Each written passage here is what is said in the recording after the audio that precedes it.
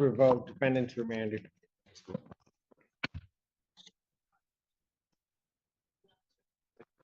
Court calls case People versus Kimberly McPherson.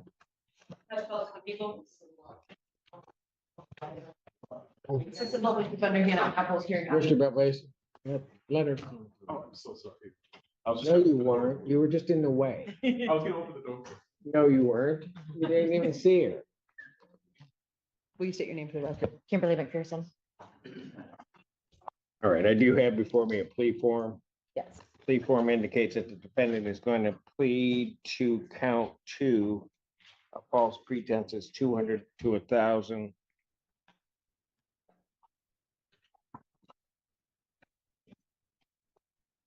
Of false pretenses, 200 or more, but less than 1,000. She's going to plead guilty to that charge. That's a 1-year offense. Upon her plea to that charge, count 1 would be dismissed.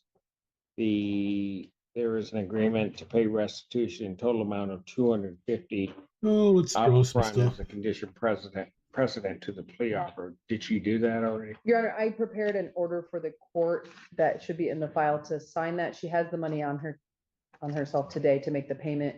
That's my understanding as yeah. well. So her doing it the same day as the plea will be sufficient for the people if the court would allow it. Then I advise her to go down to the clerk's office and she'll make the payment, and I can even ensure that she does that. She has every intention to do that today. Okay, I will hold Belvisi responsible if she does. Perfect. All right, like how that works. All right, that's the court's full understanding, and there's an agreement, a sentence agreement to no upfront jail, although I cannot find the sentencing judge in this case, but I understand. Understood. Can I have her sworn? Raise your right hand. Do you solemnly swear in affirm the testimony you're about to give will be the truth, the whole truth, and nothing but the truth, so help you God? Yes. Kimberly. Ma'am, it is this court's understanding that you are going to be pleading guilty to the charge of false pretenses, 200 to 1,000. That is a misdemeanor punishable by up to 1 year incarceration, a $2,000 fine plus court costs. The fine could be increased at 3 times the value of the property taken. If that's greater than $2,000, that would become the maximum fine. You understand that? Yes. All right. You also understand, ma'am, that while I'm taking your plea, I would not be your sentencing judge, and you would be sentenced before Judge Freshour in the 14A4 District Court. You understand that? Yes. So wish to plead guilty? Yes. And to that charge, how do you plead? Guilty. You understand that by pleading guilty, that you will not have a trial of any kind? Yes. All right, you signed an advice of rights form, is that correct? I did.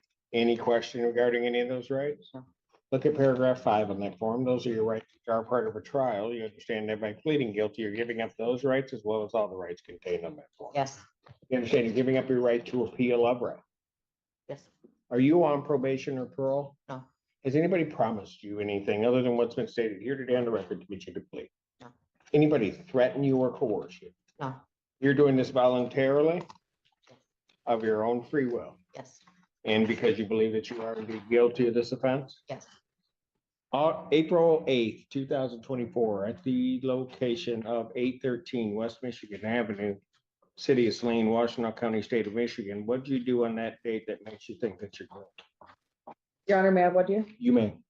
Mr. Pearson, on that date and time, did you present a check to the Saline Village Party Store? Yes. Okay, and that check was in the amount of $250? Correct. Okay, and that check was cashed there? Yes. And you knew that check to be either fraudulent or counterfeit in some way when you Yes. presented it? Defense is satisfied.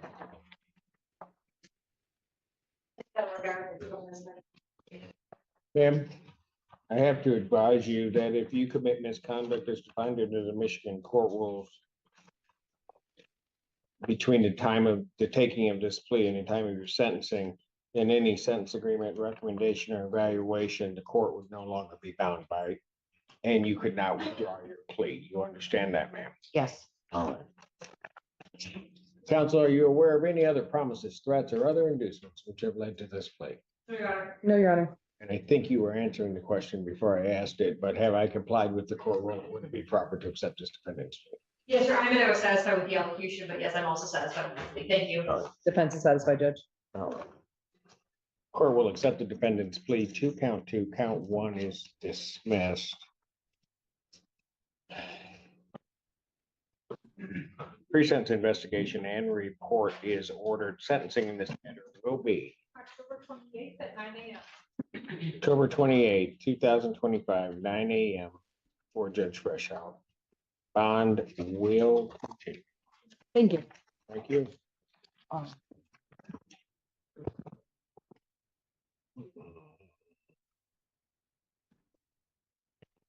Problem, man.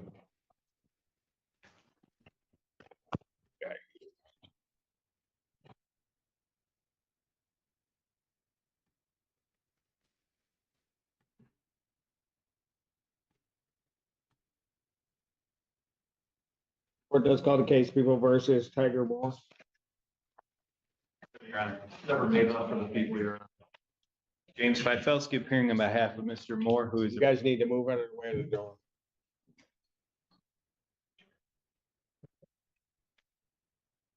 come on up here and state your name, please, for Judge Simpson. Tiger Moore. Tiger Moore. All right, what are we doing? Your Honor, this is our first probable cause conference. I'm asking for a brief adjournment for additional discovery, some videos, et cetera. Probable cause conference, September 18th, 2025, 9 a.m. Your Honor, I will be in Wayne County Circuit Court for a trial all day that day. Available the 11th, I can make the 11th work, yes. September 11th, 2025, 9 a.m. Bond continue. Thank you very much, Your Honor. Thank you, Your Honor. Court calls the case of the People versus Tyler Meddy.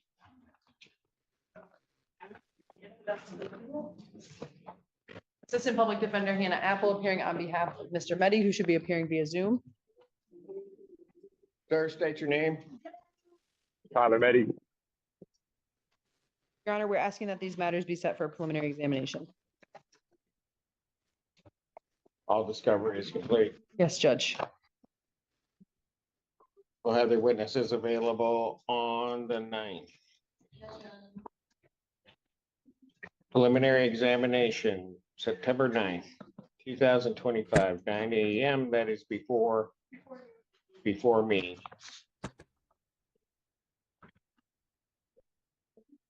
Is that at the these- courthouse?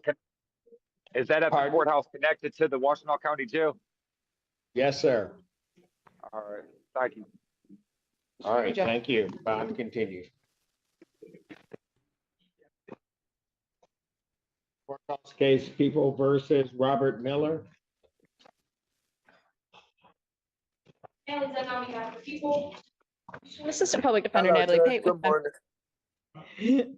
My client is here, Assistant Public Defender Natalie Pate with and on behalf of Mr. Robert Miller, who is present via Zoom. He was the one who was in the Zoom lobby earlier, Your Honor. Mr. Miller, I'm could you so please sorry. unmute and state your name for the? No, you're. Oh, you did nothing wrong, sir. You were did here nothing wrong. early. It's your attorney. Oh. You don't worry about it. I'm not holding anything against you. So he also was Appreciate it, actually here Judge. early. I had to text him and tell him he wasn't until 2. He logged in at 1. Anyway, that being said, I'm respectfully requesting an adjournment. I just got access of the media discovery uploaded into my system for me to view it late yesterday afternoon. So I still need to review it with Mr. Miller. So I would be respectfully requesting a 2-week adjournment. And the 911 call should still be incoming, Your Honor. I requested it yesterday. Got it. September 18th, 2025, 9 a.m. Thank you, Your Honor. Thank you, Mr. Miller. Okay, thank you too. Y'all having a blessed day. Yeah, you do the Thank you, same. sir. Court calls the case People versus Ryan Miller. Your Honor. Assistant Public Defender Sandra White on behalf of Ryan Miller. Your name, sir? Ryan Miller. Your Honor, we're asking for an adjournment for negotiations.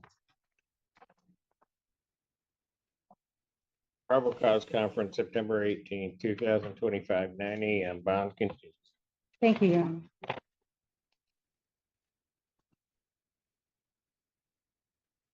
Court calls the case of the People versus Kenneth Moore. As well as review. Assistant Public Defender Alexis serves with and on behalf of Mr. Moore, who should be approaching. Yep. It's a long way to get here, Your Honor. Looking for an adjournment. This is Yes, Your Honor, we're awaiting some additional discovery that the people have requested for us. Probable cause conference, September 18th, 2025, 9 a.m. Bond continued. Thank you, Your Honor. Court calls case of the people versus Megan Moses.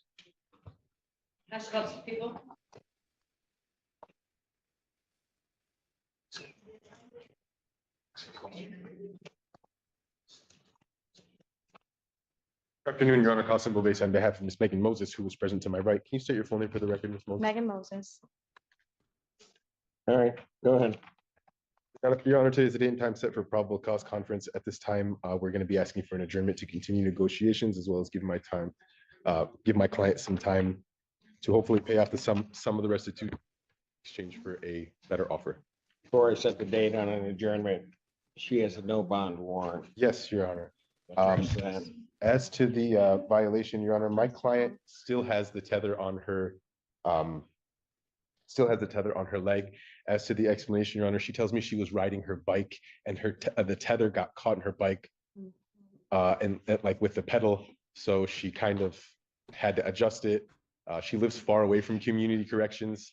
That's why she wasn't able to go in I and have a get. broken phone too. I had my number to the tether guy in my phone and I had no way to contact. So the tether came off in a pedal. She No, has a it's broken still phone. on. It just pulled it and it poked it like there's something poking Don't- through Did you it. call community corrections at any point? That's what I'm saying. I was able to, I didn't know who to call except for the tether officer, Mr. Levitt, but it was saved in my Was your phone. tether which going was off? broken. It was going off, but I was on my bike and I was kind of scared, so I wasn't sure where or what to do. I did call my mom right away. As soon as well, not call her, but I went to her work. I rode my bike to her work actually. And tried to use her phone, but I wasn't able to while she was using it for work. So So if I you didn't had, know where to call, what were you gonna do with her phone? I was gonna call the public defender. Which I did. I was able to email someone that following Monday because it was on a Friday, but I did text Hannah Mackey from the public defender that night when I was able to use her phone, explaining that there was an issue and that I didn't have a way to contact. And then when I did finally get a hold of him, and left a message out until tomorrow, I think, but I was waiting for someone to, contact. Did you go to the community corrections? I called them. I did when I finally was able to figure out who to call when I got the email. When did you call them? I called, How many days after this alarm went well, off? it happened on Friday. And then I got the number to call the community corrections that following Monday. I called and left a message for Mr. Levitt. I think I left the message actually today. Your Honor, I just want to say that this is a tether was put on because I believe for a previous failure to appear, and she is here today, Your Honor. So it shows that she does want to Yeah. comply with the court order. She does want to be here. She does want to handle her case. But she contact- doesn't want to comply. Have you been to community corrections at all? No, I live in Jackson. I was lucky to get here today. I wasn't even sure what was going on. I don't have a vehicle, or a phone at the moment, so I was requesting things through email as well, or trying to. I'm still charging it as well, like, I'm not trying not to. She's not go trying through to, with abs- this. she's not trying to abscond, Your Honor. She's not trying to disobey the court orders. It was just, it seems it was just an accident. And just due to her lack of efficient communication method, I think that's really where the problem lies. I have an old tablet from 2015, I think, with Wi-Fi for communication right now. And when I reached out to her and let her know that she would be required in person because she initially tried to attend via Zoom and put in a request via Zoom, she did her utmost to make it here, and she's here, Your Honor. So Yes, but I don't Don't have a ride. understand why she didn't. she hasn't even secured a ride back yet today. So Yeah. her But transportation. why she didn't keep in contact more with community corrections? I think it's due to I her mean, her this lack thing of. went off almost 10 days ago. Well, I was And we waiting, don't, I'm sorry. go ahead. Apologize. I was waiting for someone to get back a hold of me through my mother's phone or through email because I wasn't sure and I was still charging it. So I honestly just assumed everything was okay. I know that sounds stupid when I say that out loud, but I didn't know what else to do. as far as contact.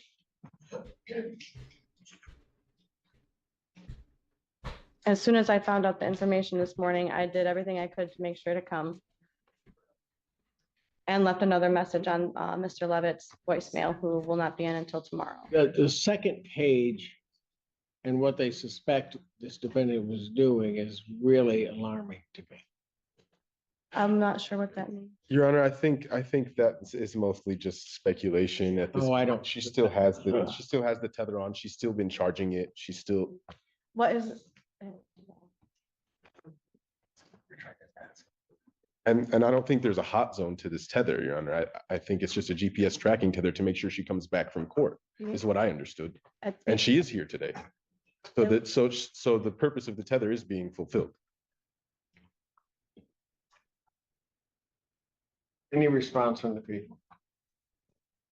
Your Honor, when the court released this defendant in April of this year, the court gave her a chance. I had expressed concerns because she had 2 warrants out of Kent County, one for child support, one for an OWI 3rd, if I recall correctly. And I was worried about seeing her again. The court gave her this tether as to track her location. So it is the people's opinion that strict compliance with the tether would be a condition of bond. So any tampering, anything like that. I noticed when the defendant was giving her recitation of what happened, she first said, I called my mom, and then very quickly said, I went to her work. Because she earlier had said that her phone wasn't working. So that is concerning to the people and something I picked up on. I think the court picked up on it too, as I Yeah, called. I did. So I'm just worried about what's gonna happen. I don't think I'm being told the truth, in all honesty. I understand. Your Honor, I understand, but as I said, the purpose of the tether was for her to come back to court. I'm not sure why there's concerns if she's in court here today.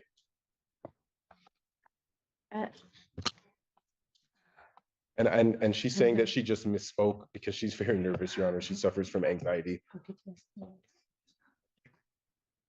Probable cause conference will be adjourned to September 4th, 2025, 9 a.m. Defendant's bond is hereby ordered revoked. Defendant's remanded.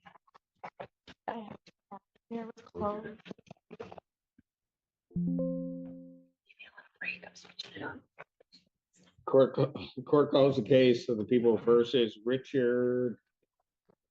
His writing is horrible. Scribner. Pastor Feltus for the people. Assistant Public Defender Jay Bellinger on behalf of Mr. Scribner, who approaches, Your Honor.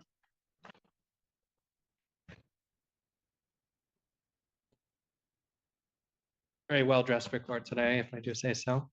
Well, Come on. no, that's fine. He's fine. Jeez, Sophie. Your name, sir? Thank you. Your Honor, we are just waiting today. Sir, you're waiving your right to a preliminary examination. Yes, sir. You understand a preliminary examination is a proceeding where the people would have to show by probable cause that the offense alleged was committed and that you committed it. Yes, sir. You understand you'll not have that hearing. You'll proceed to circuit court for further resolution. Yes, sir. People also waive their right. Yes, Your Honor. Preliminary examination having been waived, defendants bound over to circuit court on count 1 with 2 following. Your Honor, we acknowledge receipt of information, wait for my reading, stand mute at this time. Defendant having waived formal reading, standing mute. Court will enter a not guilty plea as to both counts. Pretrial will be set for October 16th at 1:30 with Judge Slay. October 16th, 2025, 1:30 for Judge Slay. Thank you, Your Honor. May I approach to sign the information? Bond will continue. You may. That's for you, and you're all set. All right, thank you, Your Honor, have a good day.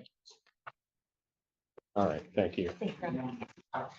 Court does call the case of the people versus Derek Shipman. I'm good. You're good, yeah. Pastor Feltus for the people. Assistant Public Defender Sandra White on behalf of Derek Shipman. Derek Shipman. Your Honor, it does appear that there's been several adjournments in this matter. Some of it, Shock. some of Oh, it, go ahead, due- I'm sorry. some of it due to problems with the video. I was able to get it to play last night, so we are asking for an adjournment, hopefully the last one. I can't promise that, so that he and I can review videos. September 11th, 2025, 9 a.m. Bond. Thank you. Your Honor, can we get the 18th? Is there any chance? Why? He is having some trouble with work and getting off. 3 weeks would be better.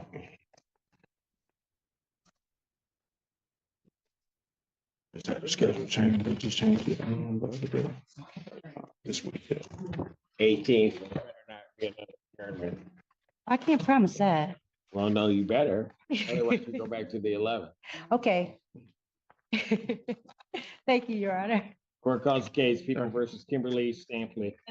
People. Assistant Public Defender Sandra White on behalf of Kimberly Stampley, who is making her way to the podium. You state your name for the record. Kimberly Stampley. Thank you. Your Honor, I am asking for an adjournment for negotiations and also to review videos.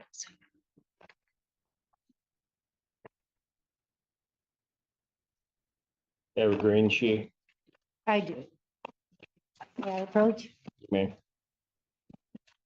Probable cause conference, September 18th, 2025, 9 a.m. Bond. Thank you, Your Honor.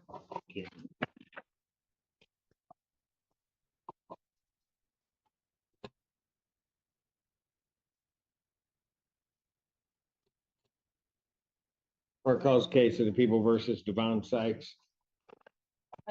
People. And with that, just on behalf of Mr. Sykes, who is right here with me in person, please say your name for the record. Devon Sykes. What are we doing? Your Honor, there is an offer to nolly pros on this case if my client pays or had the restitution amount. What is East Hope giving you? Sorry? What did East Hope give you? Well, I don't know. What?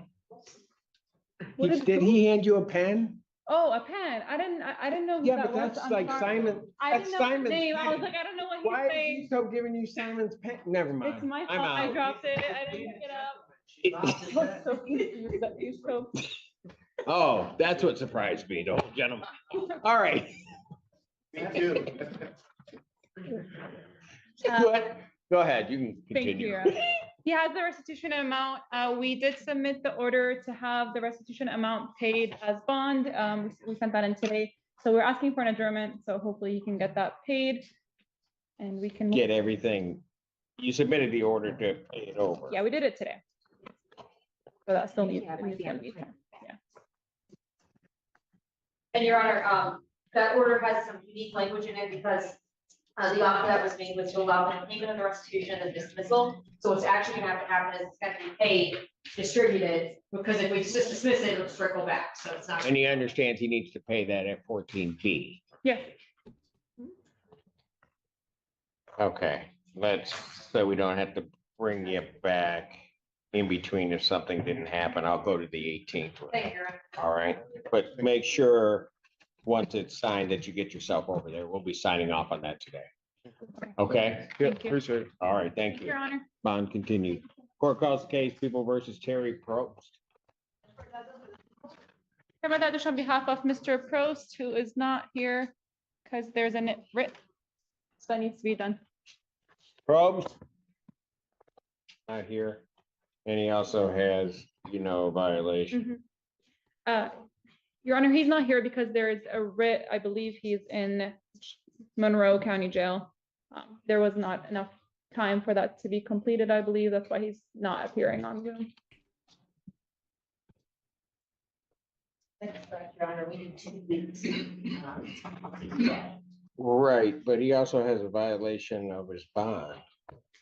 I understand. Outstanding, but he's in jail down there. Yes, Your Honor. Well, what I'm gonna do is I will give you a date of the 11th, 2025, 9 a.m. And they can do it by video if he's still there. However, I'm gonna issue a warrant on this because so he'll have a warrant, but I'm giving you a Understood, Your Honor. Thank you. his bond on this case will be $25,000 cash here. That warrant should go in immediately. All right, thank you. Thank you, Your Honor. Court calls case People versus Justin Straight. Trevor Mazel for the people. And good afternoon, Your Honor. Laura Yaggi, Assistant Public Defender with and on behalf of Mr. Straight. Your Honor, may we approach on this matter?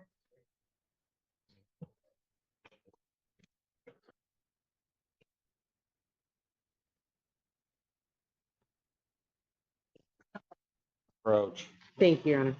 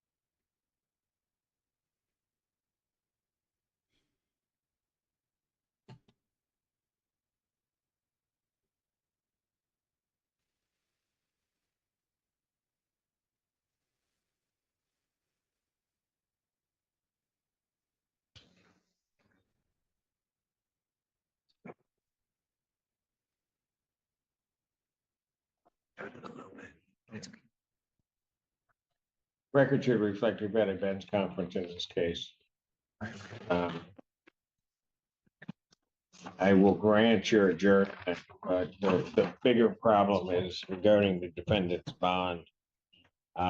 We release him from our jail, and in very short order, he decides to allegedly be in possession of a firearm and weapons.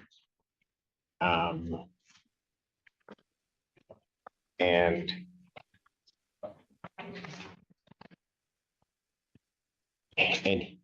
at no point, because of previous conviction, he's a prohibited person and couldn't do that in any event.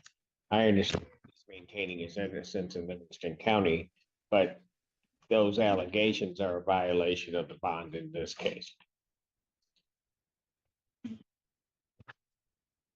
Anything further? Just for the record and for Mr. Straight's benefit, I did go over at the bench conference all of the 5 reasons we discussed as to request that your bond continue in this case, as well as, you know, your adamant assertion of innocence in your pending case, you're in treatment, you're testing on 3 different, you're supervised by 3 different methods, your treatment program, Livingston and Washtenaw. You sign up for another treatment program, you have a job interview tomorrow. And I verified with your Livingston attorney that you have no bond violations there. I did go over all of that with the court and the prosecuting attorney at the bench. I have nothing further beyond that. And I, of course, showed the judge the documentation you brought to court. Sure. I'll adjourn this probable cause conference to September 4th, 2025 at 9 a.m. As I also indicated, the release to treatment order, I would sign that order when that's presented to the court. But at this point, given what I see in this case, defendant's bond is revoked, defendant's remanded to jail.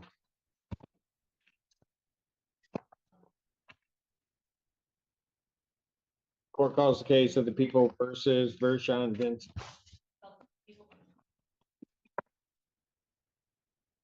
Public Defender Hannah Apple appearing on behalf of Mr. Benson. Should be on Zoom, Your Honor. Just informed me he was logged on.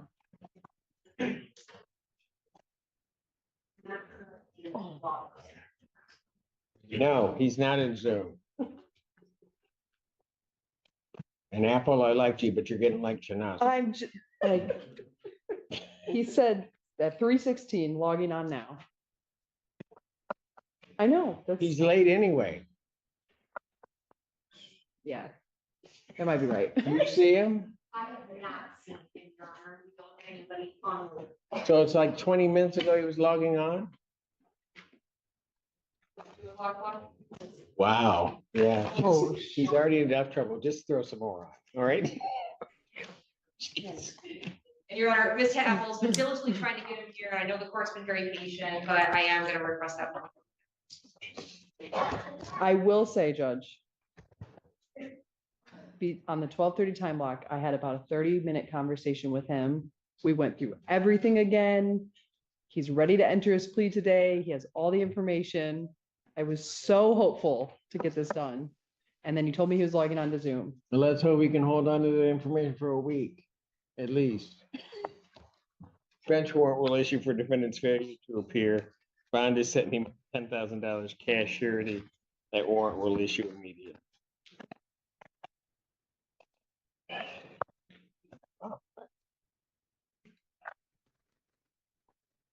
Calls the case, people versus Matthew Wallace. Trevor Mazel for the season. Your Honor. Got it. Assistant Public Defender, Tanaka K. Jackson, really, Your Honor, on behalf of and with You Mr. wanna know why? So, you finally get a client to show, and All you're it just gonna takes- show out like that. Sir, what's your name? Matthew Wallace. On behalf of Ms. Really, thank you for showing up today. Thank you, Mr. Wallace. Judge, you're asking for an adjournment. I need to go over discovery with Mr. Wallace and put together some mitigation. Without objection, probable cause conference September 18th, 2025, 9 a.m. Bond will continue in these cases. Thank you, sir. Thank you, sir. Thank you, Your Honor. I got it. We gotta do some more stuff. then. Court does call the case of the people versus recall Justin Robinson. National Office for the People. Good afternoon, Your Honor. Wendy Barnwell, P42505, on behalf of Mr. Robinson. State your name again, sir. Justin Robinson. Thank you. What are we doing? Your Honor, I was just appointed to this case yesterday. I don't have discovery from the prosecutor's office, but I did get discovery from predecessor counsel, the public defender's office, which I had sent to Mr. Robinson. But I need another PCC in order to analyze the material. September 18th, 2025, 9 a.m. or as your invite indicates. 1 second. Your Honor, on September 18th, I will be in New York City.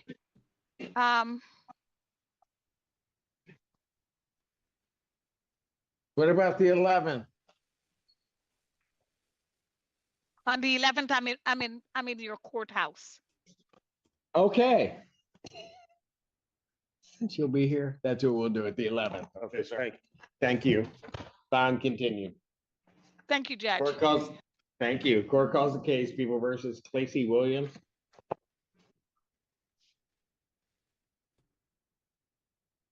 The public defender Alexis Sir, on behalf of Ms. Williams.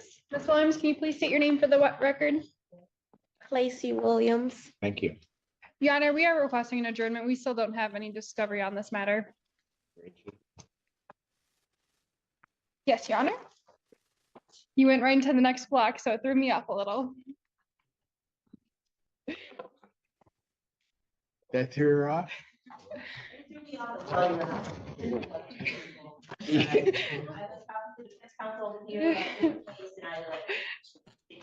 I thought we were. Did it throw you off? Yes, sir. Okay, thank you. Your Honor, I typically submit the green sheets in the break, so that's my bad. Oh, yes, it's your bad. Okay, good.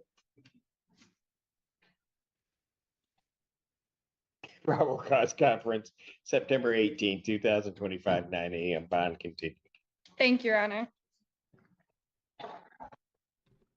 Court calls case of the people versus, is it Hafam Ali Shalaby?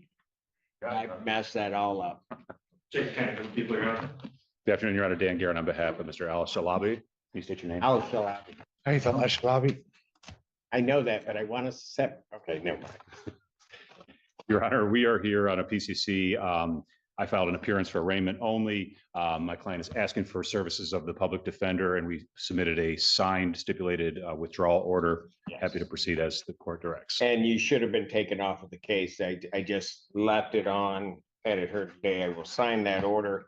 This is now a public defender case. Hello, wake up. Assistant Public Defender, Nina Apple, happy to defend it. Your Honor, we will ask for an adjournment, so that we can get contact information, get up to speed on the case. All right. Probable cause conference will be adjourned September 18th, 2025, 9 a.m. Bond continued. Thank you, Your Honor. Thank you. All right. Thank you. Thank you, sir. Court calls case of the people versus Doris Williams.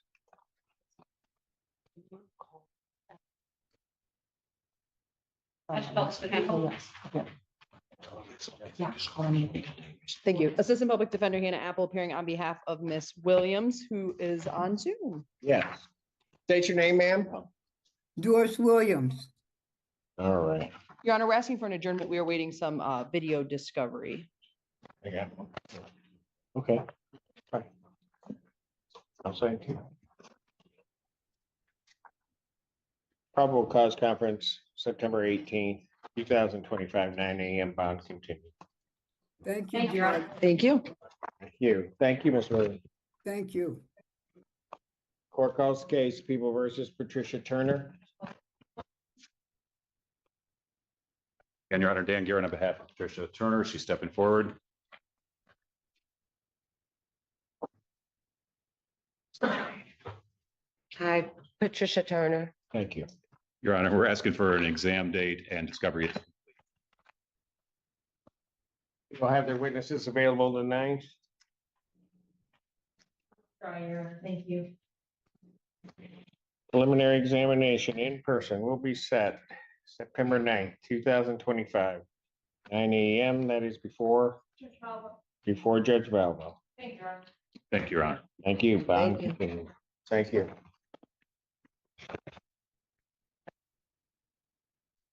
Court does call the case People versus Randall Jolly. For the people here.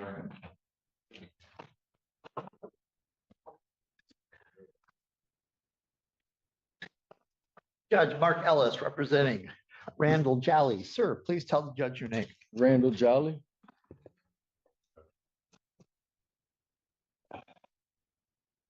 Your Honor, this is a PCC. We're requesting an adjournment of that, but as the court is reviewing, we have a bond violation issue. Yes. May I address the bond violation? Your Yes, Honor? please.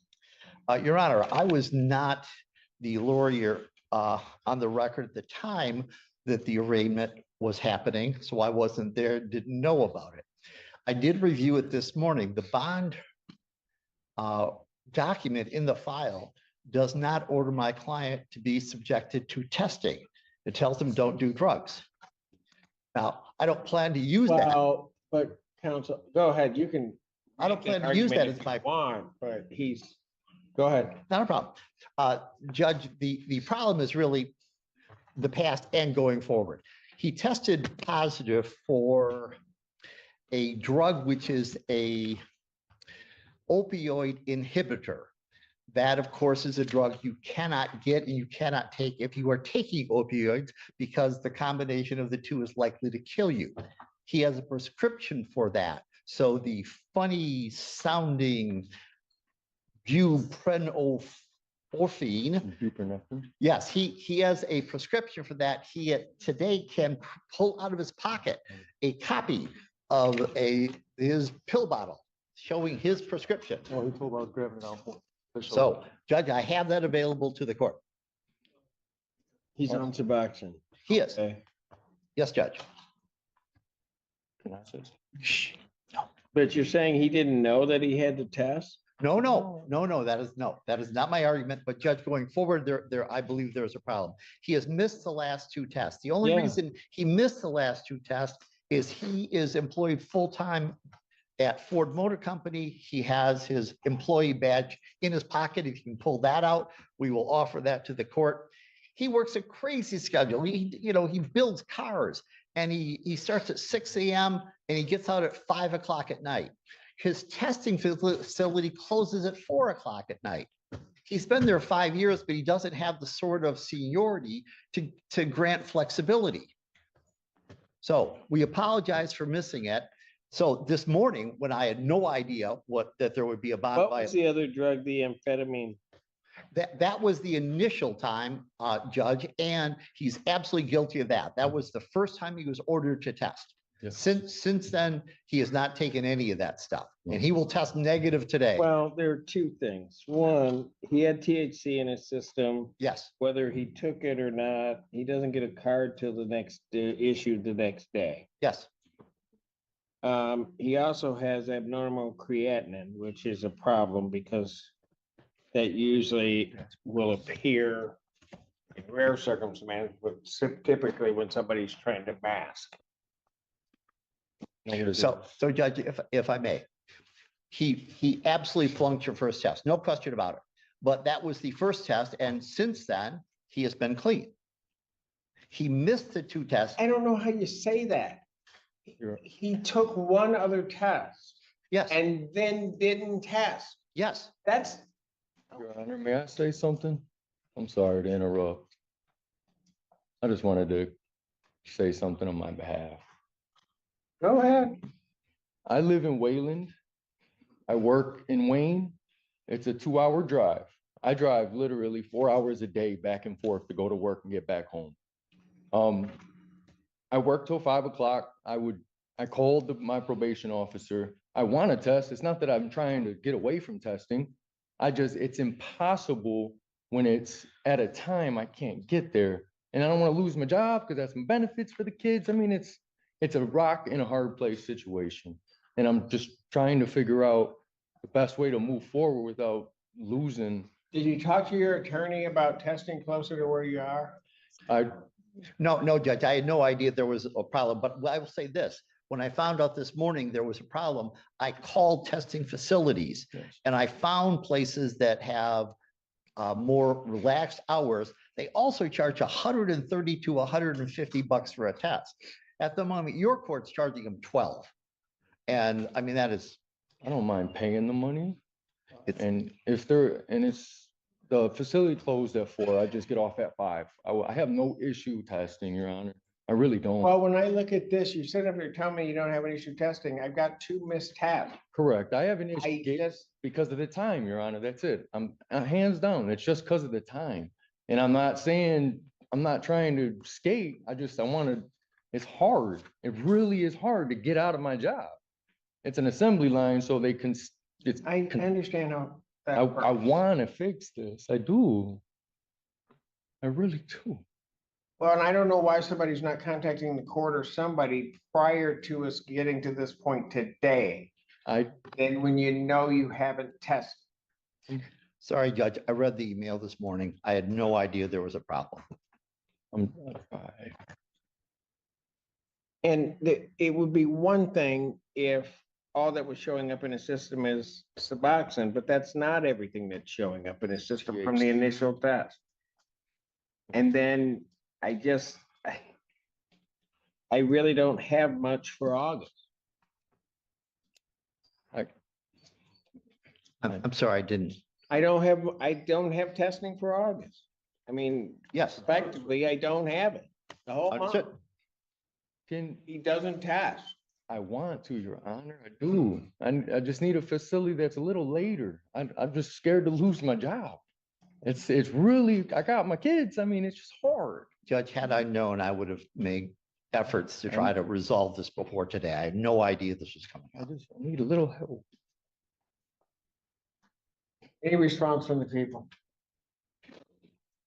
Your Honor, I'm trying to sort it out. My concern stems from the fact that this offense date was July 2nd of 2024, where the defendant was arrested in possession of 56 pills of Adderall, which will show up in his system as amphetamine. And when he was arraigned just this past month, he's given the opportunity to test to show that he was clean, and it shows that a year later he had that amphetamine in his system. Granted, it was right after he was released from custody, but without the ongoing testing, there's really no way to ensure the safety of himself or the public traveling back and forth so much on our roadways. If he's not clean, I have the same concerns that the court does, but can't add anything additional. Anything else?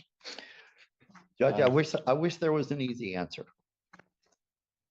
Your Honor. Yeah. If the court allows, he will spend 150 bucks and test at a private clinic. Could have done that before. Yes, absolutely. That's my point. You're My exactly point correct. is he could have done that before. Yes. There is nothing that prohibits him from doing that.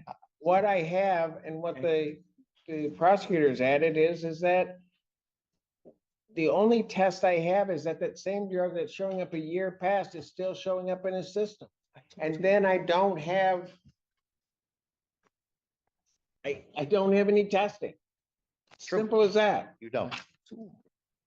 If it shows one, I really did. My probation officer, well, she'll tell you. All right, here, So sorry. the court test him today. I can't get them in because of time. Well, he said by 4:30. Oh, sorry. Sorry, Your Honor, I'm sorry. And find out if they can test him right now. If you come back dirty, I won't. I am putting you I have not taken none, I swear. You know what? You need to be quiet about now.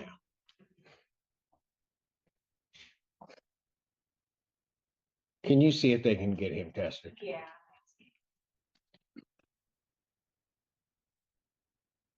He will test positive for the opioid blocker. Prescription, he takes it. I understand that. Counselor, you probably should stop talking too. I'm not good at that skill, Your Honor. I know.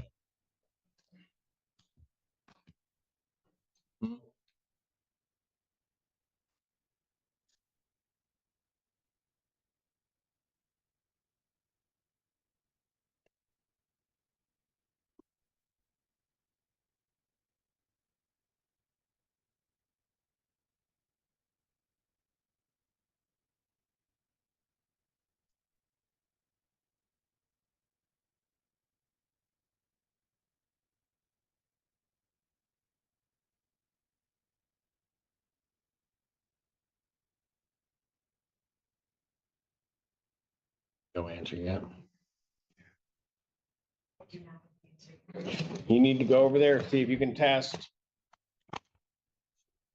You don't shall. get tested, you're gonna go. So, Your Honor, may he take a sick day and test tomorrow morning first thing? No. Okay, thank you, Judge. I gave you your options. Go over there and test. If they let you in, fine. If not, you still gotta come back here. Sir. And if you don't test, you're going. Thank you, Judge. Bye.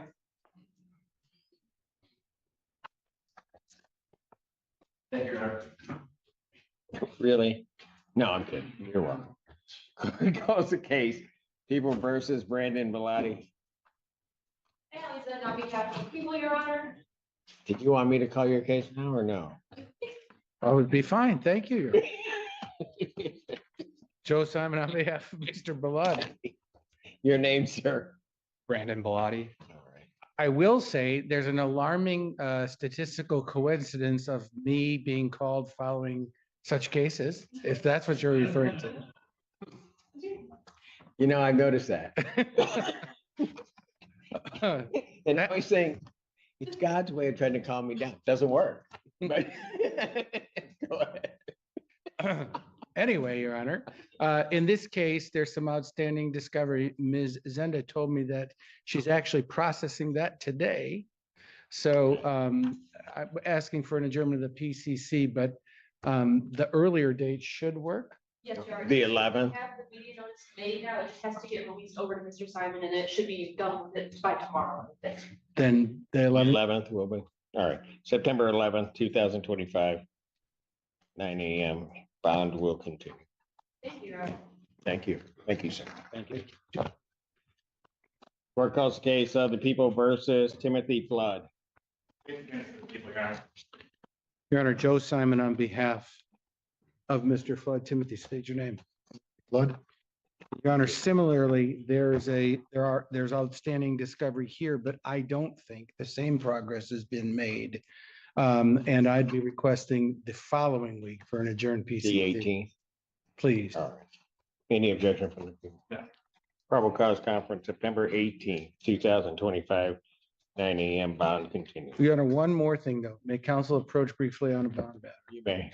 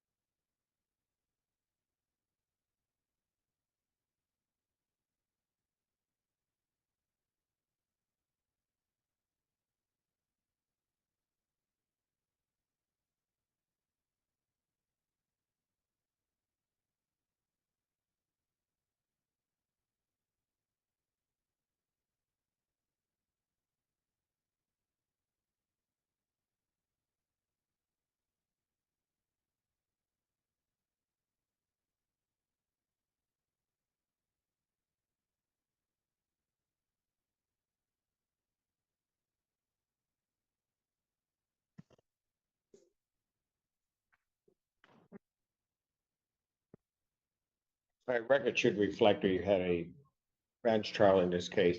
And I'll just put on the record, I am going to permit, and an order is going to be prepared that will allow contact with the alleged victims in this case pursuant to a CPS plan.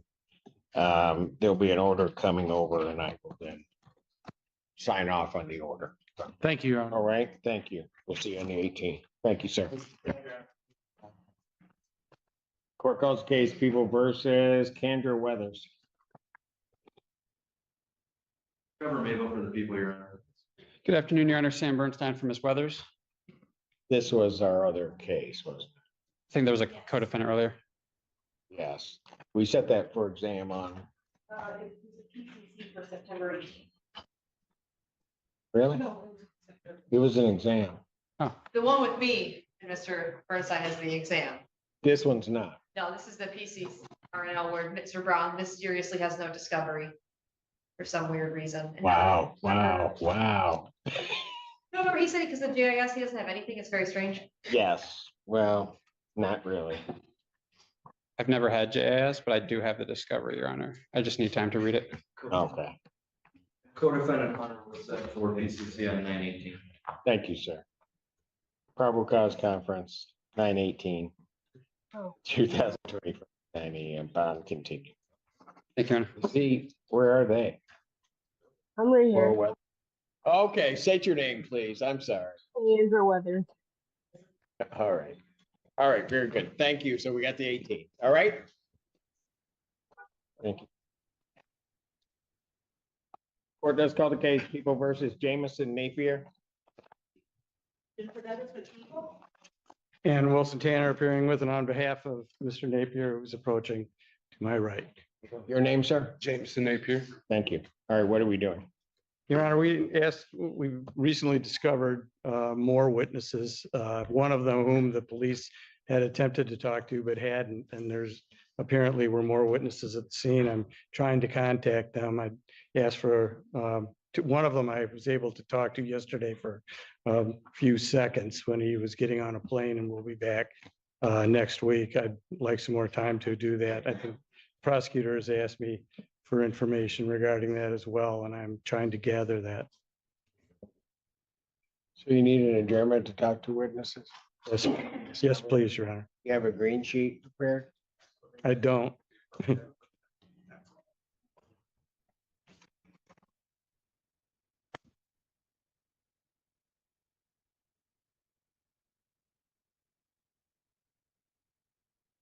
Need that filled out, but I'll adjourn it out to September 18th, 2025, 9 AM, or as your invite indicates, bond will continue.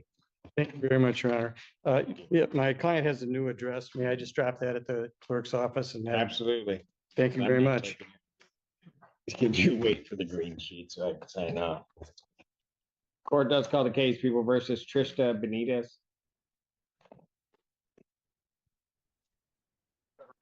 People, Your Honor. Good afternoon, Your Honor. Roland Sizemore appearing with and on behalf of Trista Benitez via Zoom with no objection. Ma'am, can you state your name? Yes, Trista Benitez. All right. Everybody here said, look what the cat dragged in when we saw you, Mr. Sizemore. Hello, sir. It's been a while. Pleasure to see you again, Your Honor. All right. What are we doing on this case?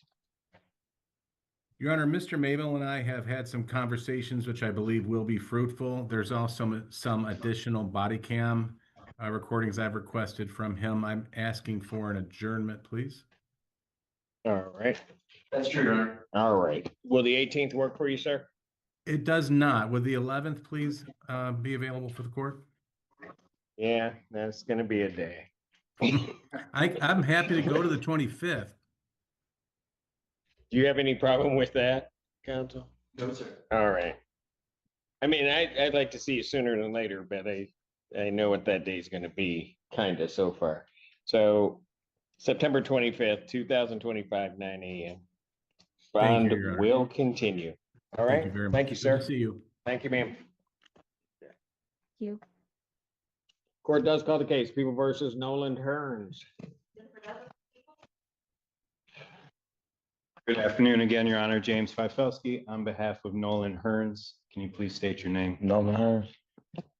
Honor, at this point, I believe discovery is complete. We would ask the court to set this for preliminary examination. People have their witnesses available tonight. Your Honor, sorry to do this again, but I will be in a jury trial in front of Judge Perry that day.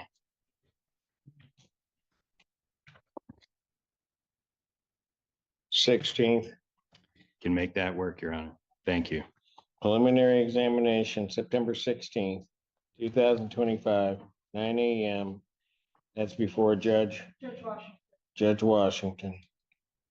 Okay, just put that date on your calendar. That's in person. Bond will continue. I'll give you a call. Thank you very much, Your Honor. Thank you. Court calls case People versus Michael Siegel. And James Fifelsky appearing on behalf of Michael Siegel, who's approaching. Please state your name. Michael Anthony Siegel. Thank you, sir. Your Honor, this is our first probable cause conference. I am asking for an adjournment to obtain some other discovery. It may take a while. This is a case where I think phone records are going to be really important. So I'm asking for an adjournment of the probable cause conference for that to take place. September 25th, 2025. That'd be perfect. And bond continued. Thank you. Thank you very much, Your Honor. Court calls case People versus Anthony Watson. Good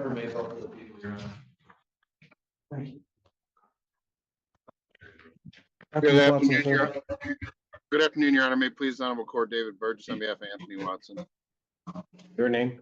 Anthony Watson, sir. All right. You're requesting an adjournment. Yes, Your Honor.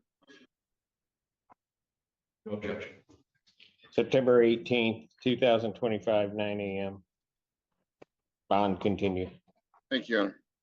Thank you. Thank you, sir. Court does call the case People versus Michael Laster. Trevor Mayfeld for the people here. Good afternoon, Your Honor. Always a pleasure to see you. Robert Ellman with and on behalf of Mr. Laster who's approaching. Mr. Laster, can you please state your name for the record? Michael Laster. Thank you. Your Honor, you should have a green sheet I in your do. file there. I know the people and I have already begun fruitful conversations. We're hoping to reach a resolution of this matter, but we needed some more time to iron that out. So I'd be asking for an adjournment. September 18th, 2025, 9 a.m. Thank you, Your Honor. All right. Your invite indicates bond continued. Thank you. Thank you, Your Honor. Thank you, sir. Court does call the case of the People versus Manuel Vera. Good, Your Honor. Christisto on behalf of with Manuel Vera. Hello, sir. Manuel Vera. Thank you. He's waving. Your Honor, he's waiving his right to a preliminary exam. All right. Sir, is that correct? Yes, sir. You understand that that's a proceeding where the people would have to show by probable cause that the offenses alleged were committed and that you committed them? Yes, sir. You understand you'll not have that hearing and you'll proceed to circuit court for further resolution. Yes, sir. People also waive their right. Yes, sir. Preliminary examination having been waived, defendant is bound over to circuit court on all three counts. Your Honor, my client will waive a formal reading of the circuit court complaint and stand muted. Defendant having waived formal reading, standing mute, court will enter a not guilty plea. Pretrial will be set for October 22nd at 1:30 with Judge Conlon. October 22nd, 2025, 1:30 before Judge Conlon. Bond will continue. Thank you very much, Your Honor. Thank you. Court does call the case of the People versus Theodore Edwards. Jennifer Douglas for the people. David I. Goldstein appearing on behalf of the defendant. Your name, sir. Theodore Edwards. Okay. Requesting an adjournment. Yes, Your Honor, Douglas and I have discussed the matter. We need some more time to work out some Will the details. 18th work for you? Judge, I prefer the 25th, if that's okay. Any objection? No objection, Your Honor. Probable cause conference, September 25th, 2025, 9 a.m. Bond continued. Thank you, Your Honor. Court calls case People versus Rashad Ahmad. Ready, Your Honor.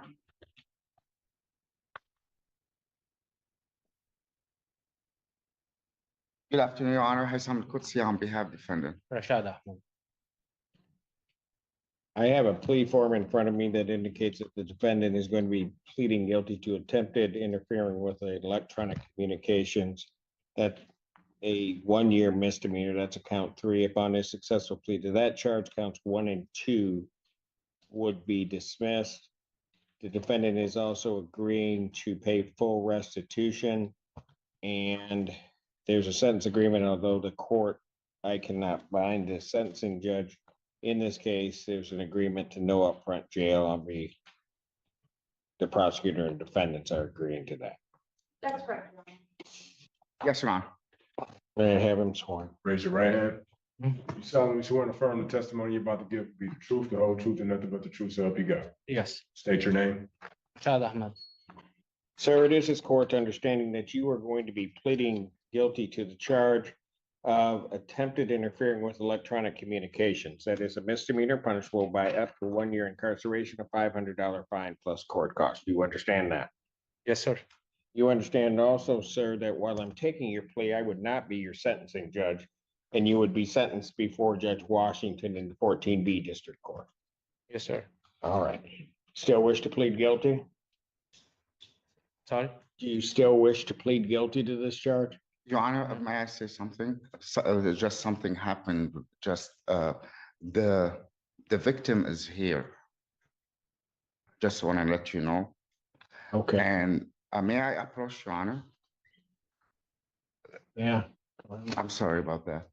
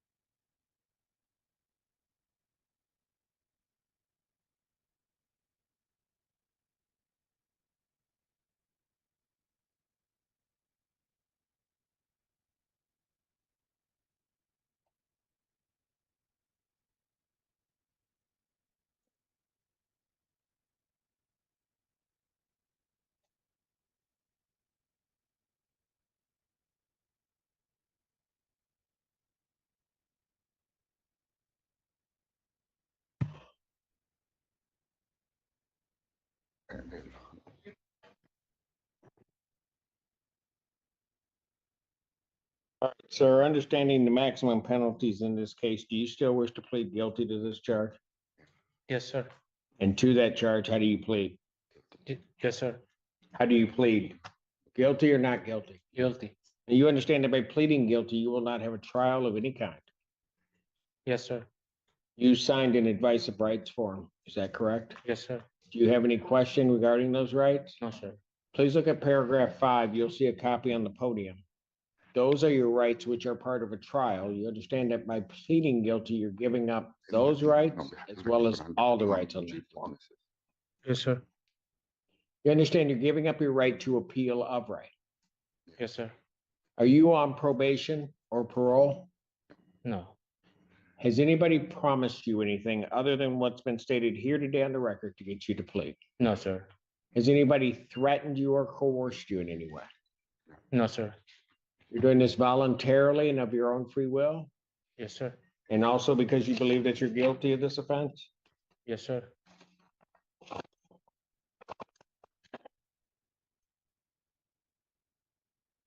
July 8th, 2025, at the location of 1480 Parkwood Avenue, Ypsilanti Township, Washtenaw County, State of Michigan. What did you do what did you do that makes you think that you're guilty of the offense of attempted interference? May I form the question, Your Honor? I'm sorry. Did you text her? You put a daughter via Zelle and text her? Did you do that? After the court, you mean? No, no. The judge is asking you, did you text her? Did you text her, send a text message via Zelle? Yeah, yes, I did. Eh, I don't know how that, It's like, it was send money, it's not text. Yeah, I know. Yeah, how does that, I don't know how I get to the charge. This is the only electronic device that he attempted to do. He was texting her, giving her $1 through Zelle so he can text her a message. Sir, I'm just saying, whatever is being said to me doesn't sound like the offense. Mr. Ahmad, on that date, were you with a Kimberly Chavaria? مش فاهم. He doesn't understand. Who is this Kimberly? I want to, he's saying. He doesn't understand. ما نكسبها بالاسم Kimberly? Yeah, هي اسمها. Yeah. She's asking you, you were with her on Yeah. that date? Yeah. Okay. And on that date, did she try to contact 911? Yeah. And did you take the phone from her? No, I didn't take the phone because she didn't try with the phone. She did try with Alexa Did you tell Alexa to stop calling 911? because Alexa said just one time because Alexa said she can call 111 and start talking something else. That's why I stopped Alexa because Alexa didn't like how we can say So you stopped Alexa from calling 911? and not for calling no. Alexa after she called 911 and Alexa it doesn't work for call 911 and they start talking like Did you take her phone from her at some point? no. All right, well, I can't accept the plea. I don't have a factual basis. Your Honor, so we do a preliminary exam? Your Honor, right, Okay, asking. there will be a preliminary exam set. I will assume that all discovery is complete. Oh, no, there was. I will assume. Your Honor, there was Trial no can't discovery. accept a plea. Pardon? There was no discovery. We didn't get any documents, police report and anything. Because at that time, we thought that we have Well, why am I taking a plea if there's no, this doesn't even make any sense. What? Yeah, and my file discovery is tendered. You've sent over the media as well as the 911 call has been uploaded. I never received it, Your Honor, 100%. Was it sent to him? He's been the only attorney on the case, so. There was another attorney before me, Your Honor. It was a public defender. Did you get the discovery from the public defender? No, Your Honor. Why not? Because I mean, at that time, we have a deal that For the clients Pete's will. sakes.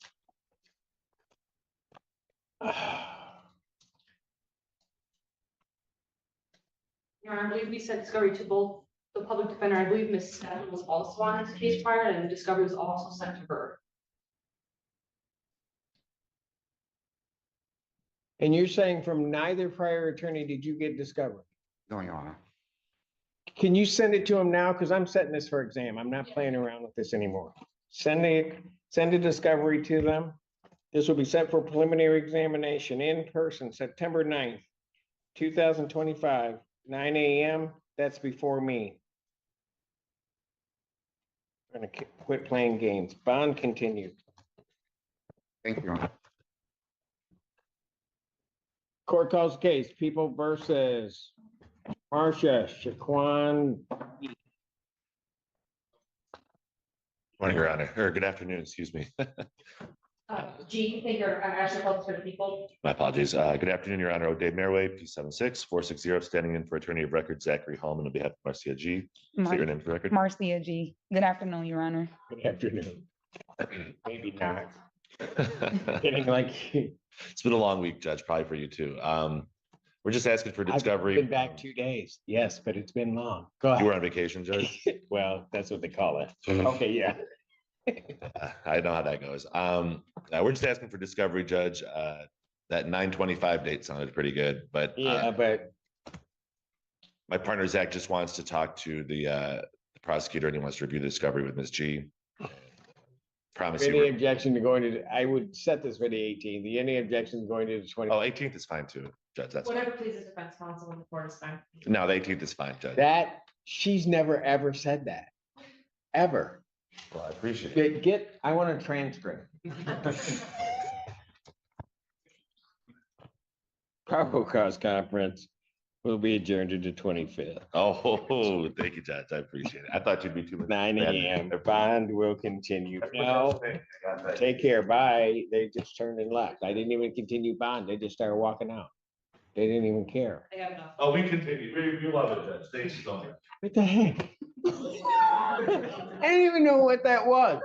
What was, it just,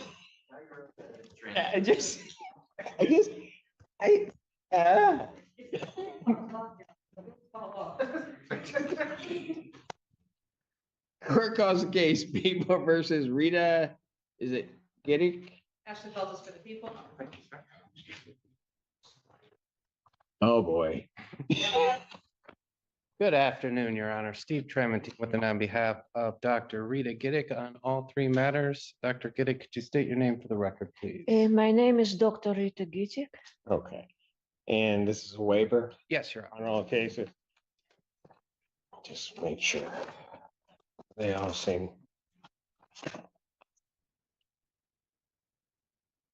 Like it.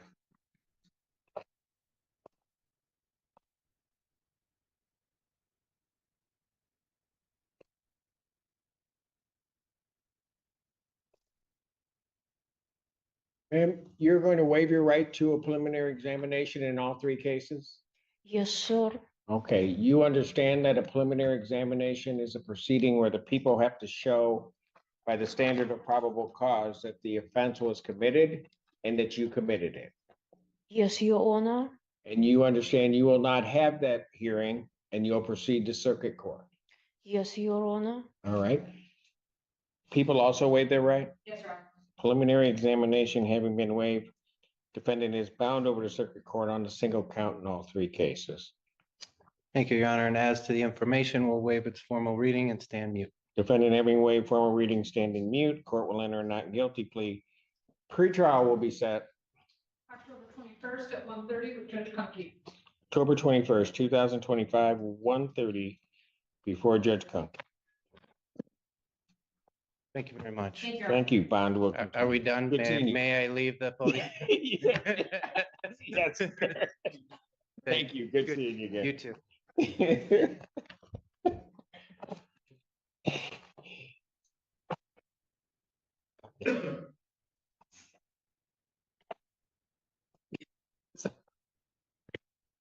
What is this?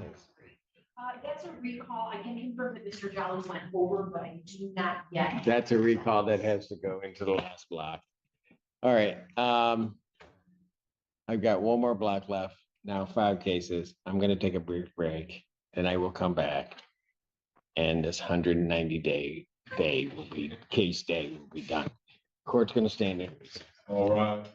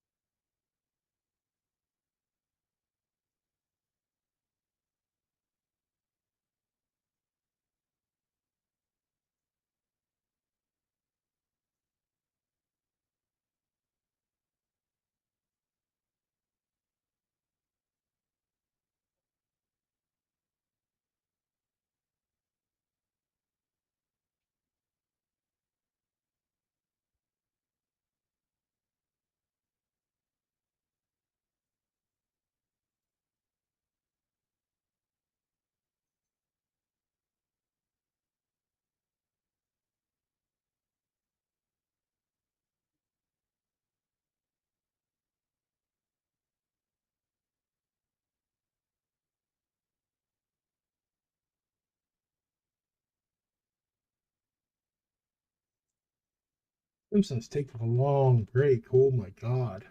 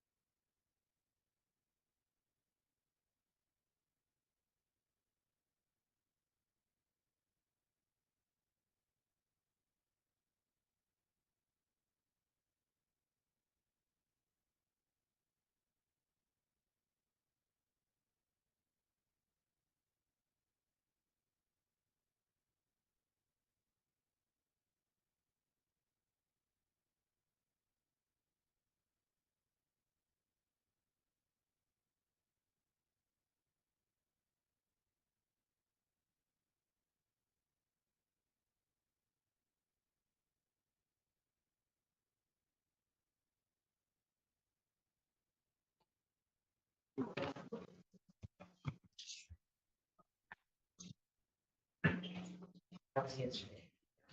I don't know. You're fine.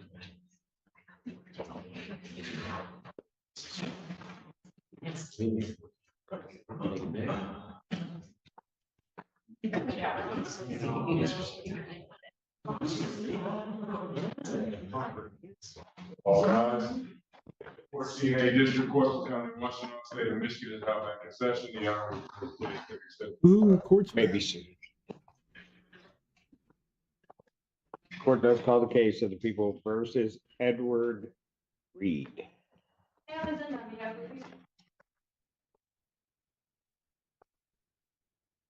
Hassan Bobese on behalf of Mr. Reed, Your Honor, who is present by Zoom. Date and time set for a hearing. That's correct. Can you flip the camera? Flip the camera because it's not on me.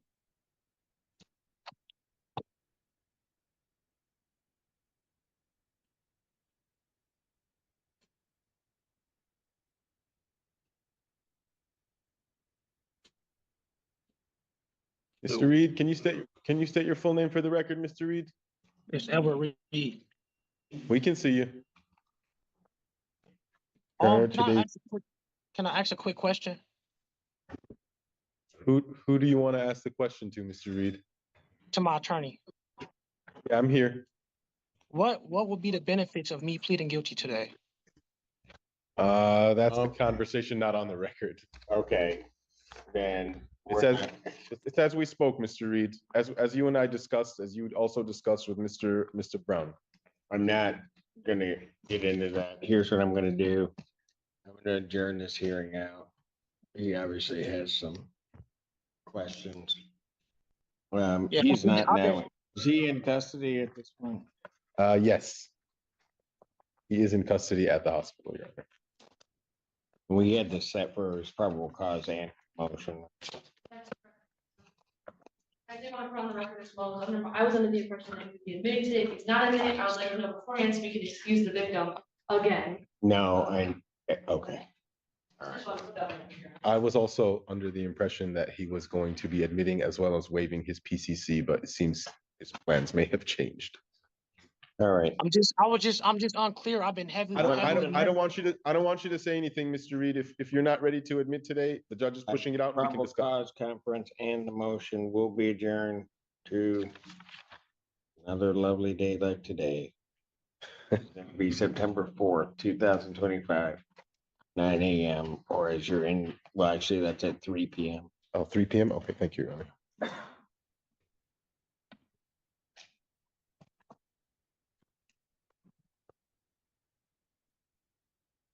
Bond will continue. Thank you. Thank you, Your Honor. You have a wonderful evening.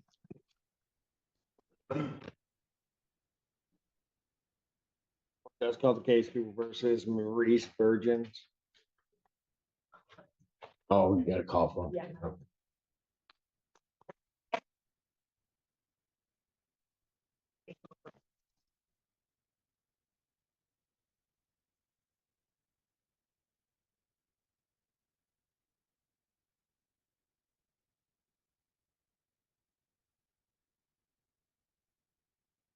Sorry. Thank you.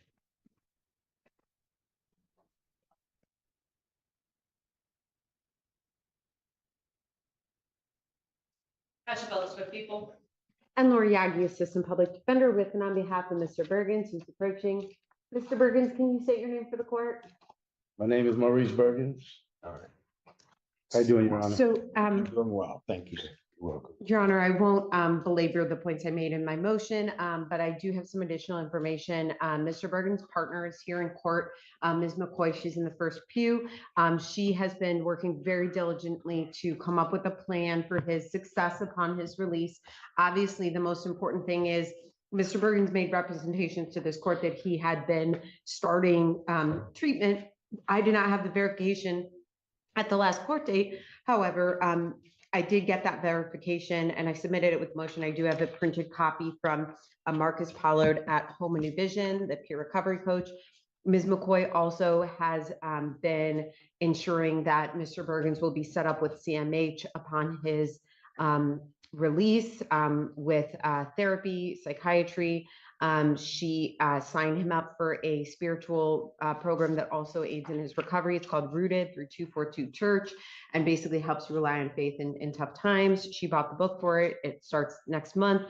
One of the biggest things that stuck out to me, and she was very emotional when she was talking to me about this, but she said, like, in the past, he used to not make productive or good choices with money if there was extra money. And she's like, he made it very clear that any money I had, I needed to buy a calendar, pens, the book for the program. She's like, that is such a change in him in terms of how he wants to be successful. And she's like, that is the biggest indicator to me that he is genuine about his recovery, because he has not said that in the past. And I think that really stuck out to me, because I could tell that she was very serious when she was telling me that specific information was different now as it was before when he was using. He also indicates that he will have employment specifically with JTL Collisions on eCourse. And obviously he has a place to stay with his family right here in Washtenaw County. So with all of that, we would ask for him to be released on a personal bond with the condition of continuing to test, maybe increased testing, a higher level of supervision, as well as the specific conditions to follow through with his program with Home and New Vision. And also with CMH. And also with CMH. Response.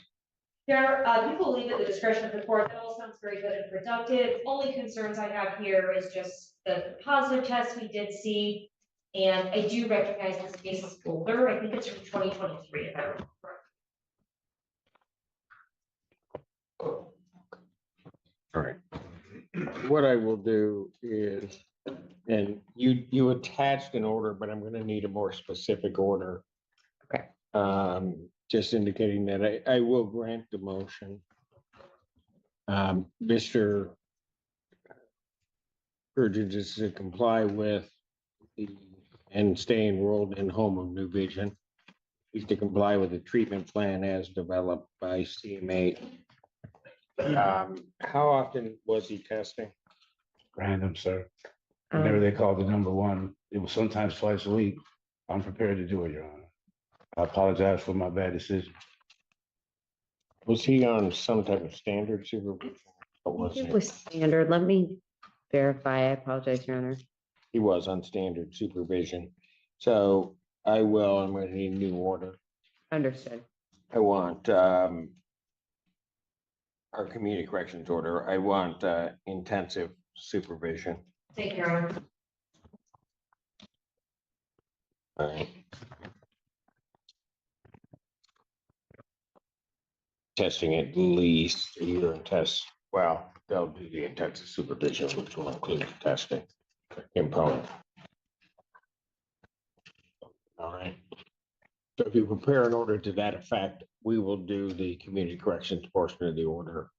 You can place that in the order, but we'll do the other part of the order and send that over to community corrections. Thank you, Bond Your Honor. will be a personal recognizance, $5,000 bond. Thank you, Your Honor.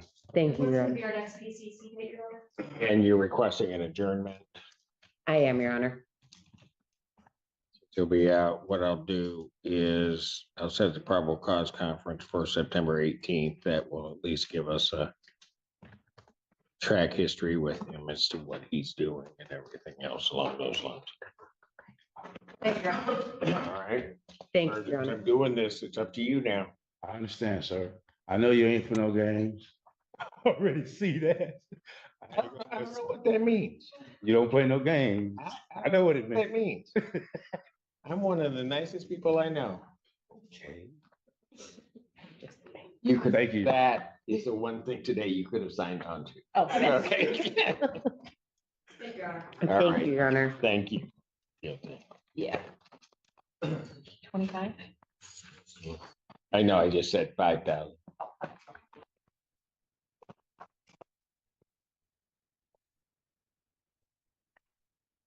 And ma'am, thank you for getting him back on track and doing everything. Okay? You're welcome. They're coming with the next one.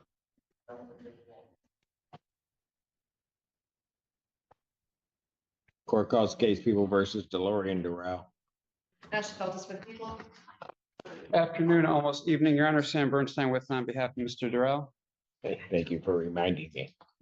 Not playing games, Judge. Your name, sir? DeLorean Durrell. Your Honor, so we filed a bond motion. I know I put a lot of things in writing, the positive aspects and things in his life that he has going well. I've spoken with his mother and his father. They're great community supports. They're in his corner and they would help take care of him and be responsible for him if he were released. I mean, look, we know it's a big ask. We don't bring this motion to minimize the offense or the allegation. In fact, Mr. Durrell's attitude has been very refreshing and he's been a pleasure to work with. I don't think he minimizes anything or really is up here to argue with it, Your Honor. He just submits to this court that if bond is going to ensure that he returns, that a lower number could get the job done as well. That if you were able to post something, it would still guarantee his return to court, Your Honor. And so we're asking the court to please consider a lower bond here. Respond. Your Honor, I did review defense's motion and there was nothing in there that I could factually argue with as far as the defendant's employment. I don't have any information about that. The fact that he's a parent, all of these things. But the challenge here is this is an armed robbery case. It's an extremely serious case. The court knows it's a life offense. Defense counsel and I both know that as well.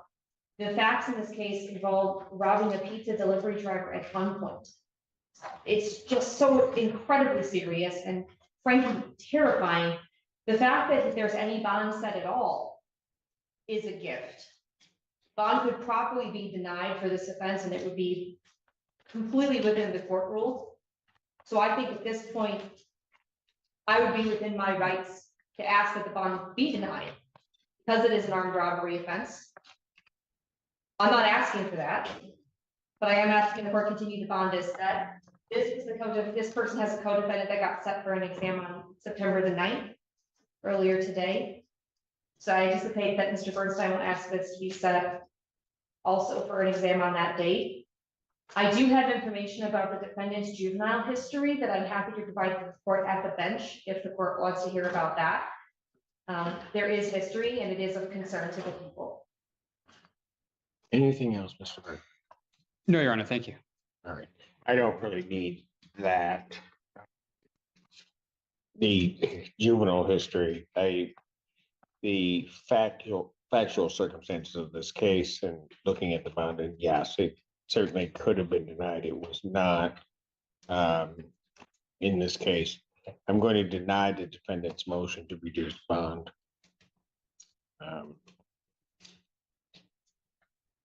In this matter, so that's denied, and so his bond will continue as it is currently set.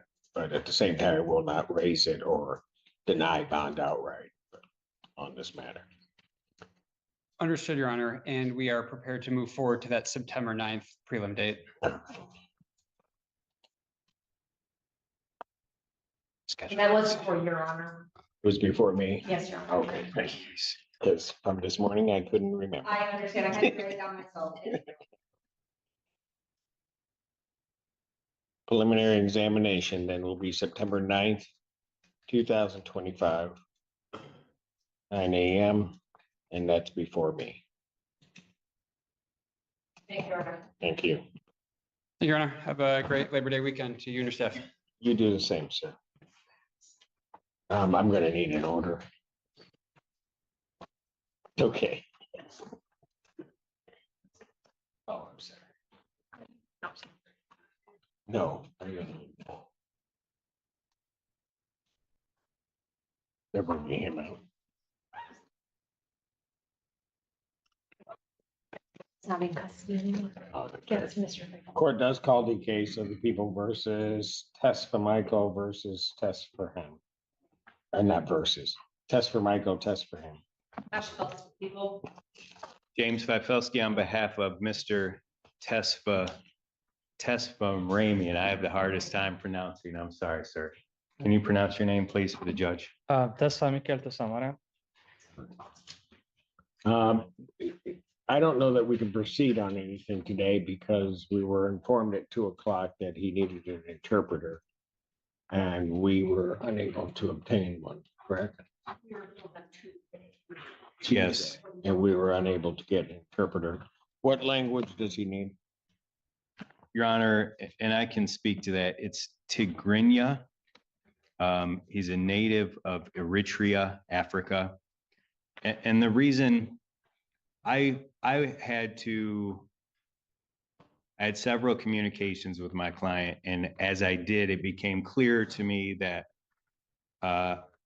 there was a language barrier going both directions. So I wanted to be sure, depending on what the court needs to address today, that we're all crystal clear that he understands and that we also can understand what he's. Well, I'm not going to address anything. Okay. This came as an emergency motion. I kind of took a middle ground rather than deny the emergency nature of the motion. Released him on a home confinement tether. So it's going to stay there until we can get an interpreter. And I certainly. Is there another language that is spoken, such as like French or? Try to speak another language, like Ethiopian language, Amharic. What's it called? Amharic. Amharic? Yeah. It's an Ethiopian language. Yeah. Amharic. You speak that fluently? Yeah.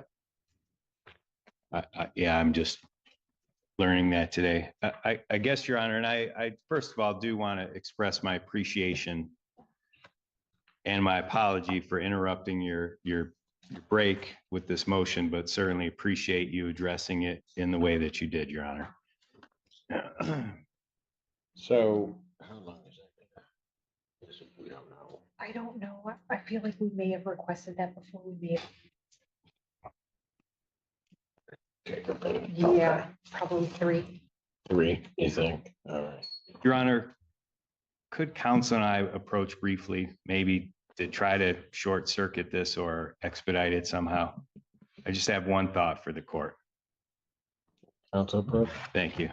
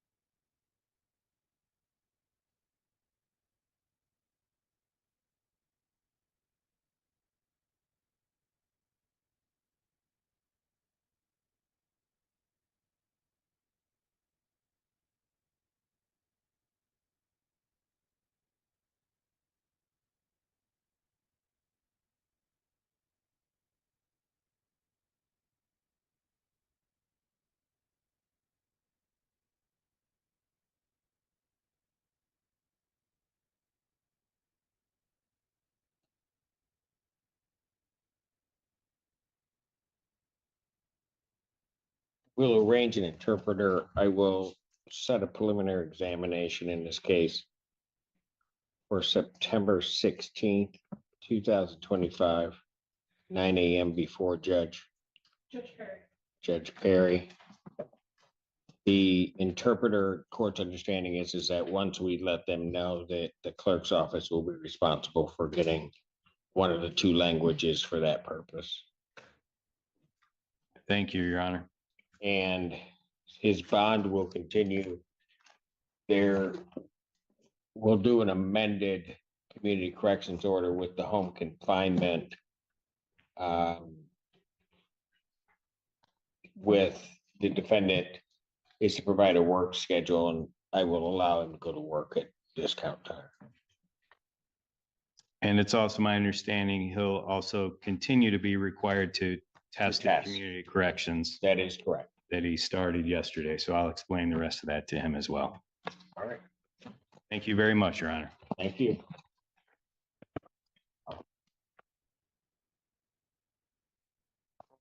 He calls the case, the people versus Randall Jolly.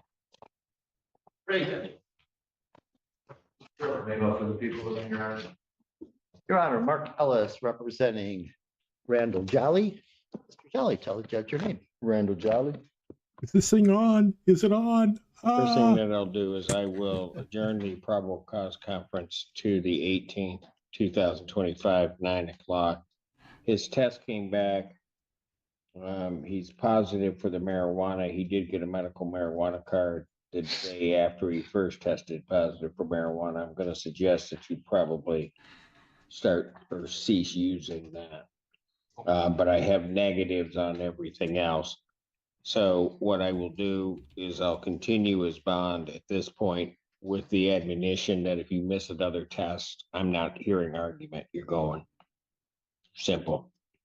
And then the other portion of that is that I will allow defendant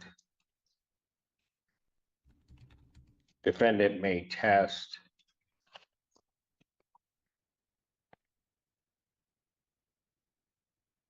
what county is that? If you live in Allegan. Allegan. I'm a Michigan resident. I'm sorry. He may test in Allegan County at an approved facility by the community corrections.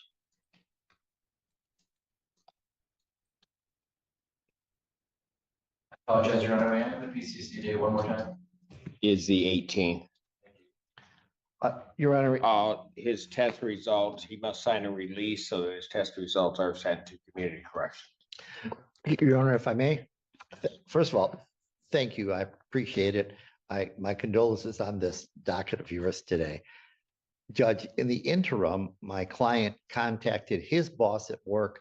It is possible that he can test at the Ford Motor Company. Evidently, they have those facilities in some way. If that can be arranged, is that good enough? That if, as long as community corrections will approve the testing and the manner of testing, I'm not so concerned. But those results must be released to community corrections so that they can be reported to the court. So he'll have to execute the necessary releases. I'd be happy to do that. Do we have any idea who I would contact at community corrections? I do not. So what I suggest is you call over there, indicate his name. Yep, very good. Thank you, Your Honor. Have a good afternoon. Thank you.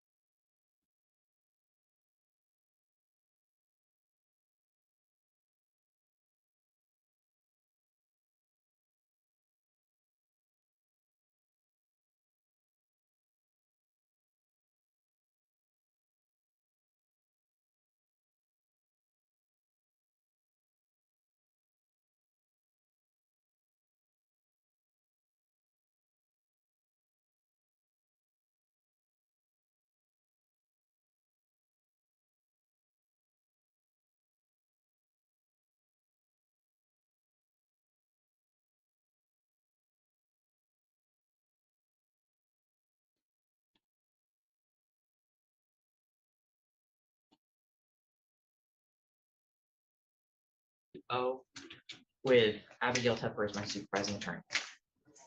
Now, Fred Blackman, they have Mr. Cena, he said, right up for me. Today was the date that was scheduled for preliminary examination, but I said we would treat it as another probable cause conference because you had recently been retained and they just signed a substitution of counsel. How are we proceeding on this matter? Unconditionally waived, Judge. I think negotiations are ongoing and be resolved in circuit court. That's my understanding as well, Your Honor. Somebody use the word. Yeah, because my computer just shut off the record. Jesus. I heard it click. Did it go back on? Your computer's gonna, okay. This poor building. Oh, okay.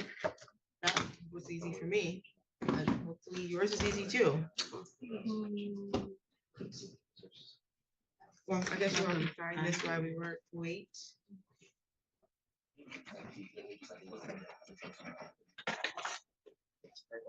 I'm so sorry. It's fine. I have to sign that. Oh, I forgot. You need for that.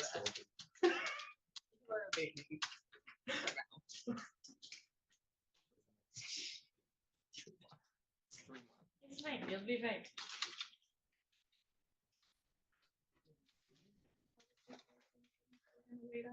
Yes. In theory. So bossy, Fred.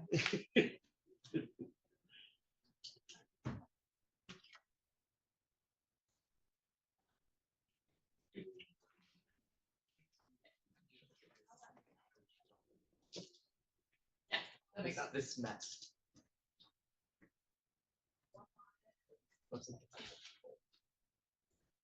Beyond our control. No, almost entirely. Well, it shouldn't all be beyond my control. Yeah.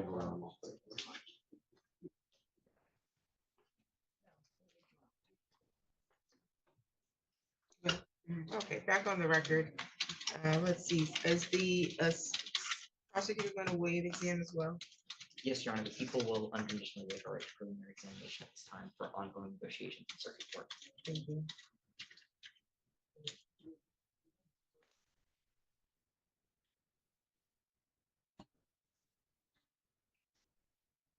Okay, so, Mr. Sina, you understand that you do have the right in this matter to hold a preliminary examination in the district court? Yes, Your Honor. You understand that you have the right to have the prosecutor at first establish as to count one and count two, that there was probable cause sufficient that these felonies were committed and then sufficient probable cause to charge you as the person who committed those felonies. Yes, Your Honor. And you want to unconditionally waive your exam? Yes, Your Honor. And you understand that if you get to the circuit court and negotiations don't go well, you don't get to come back and have your exam. You understand that? Yes, Your Honor. Anyone threatening you to get you to waive exam, sir? No, Your Honor. Find your waiver to be freely and voluntarily given. The bind over date is going to be September 10th. That is the date the circuit court needs to file from the district court, not the date you need to appear in circuit court, okay? Your next court date is going to be a pretrial. Mr. Blackman will be made aware of that, okay? You have any questions for the court? Bond was set at 3,010%, and that will continue. Any additional matters for the record? Not the people, Your Honor. Thank you. Apparently, Miss Joe, apparently Aaron Rodgers is in custody, so we need him brought up. Aaron Rodgers? Yes.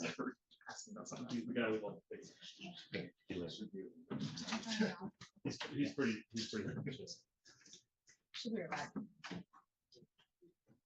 Is Miss Wanji covering for someone? Judge, have a good one. Have a good one, Miss Wanji. Oh, I do see Miss Wanji, she's on the rush. Not, and then Mr. Freeman is here. Everybody's in the room.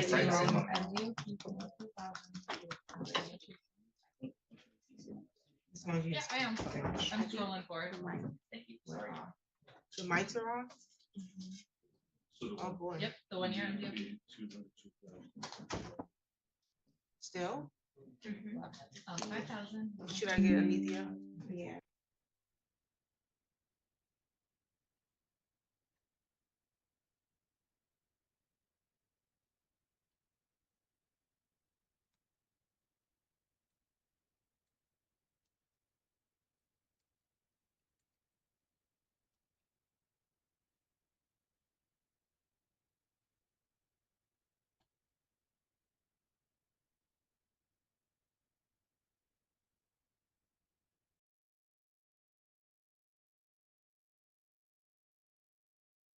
Five, 764.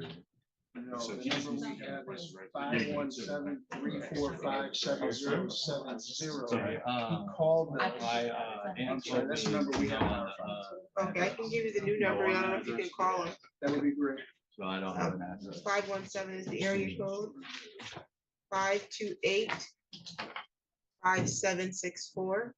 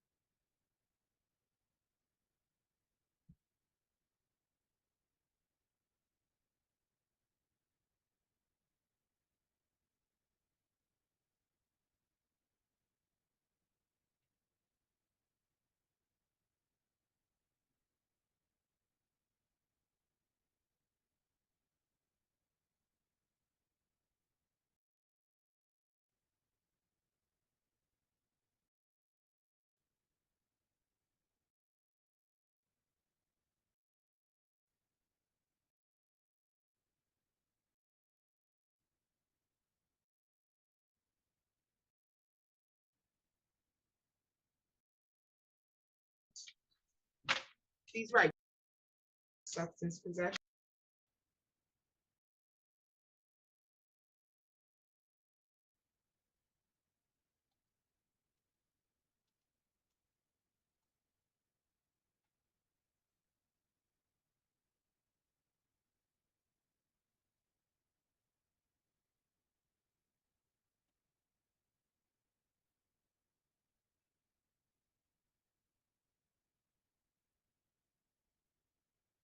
You can be seated. Just, I do have 2 documents if I may approach.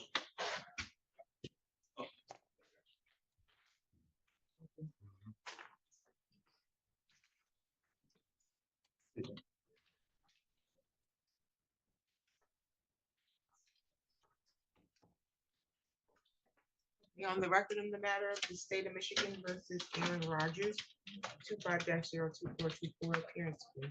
Thank you, Your Honor. Cassidy Kachukas for the people. Thank you, Your Honor. Robert Palmer, the Public Defender's Office, on behalf of Mr. Rogers, who stands to my right.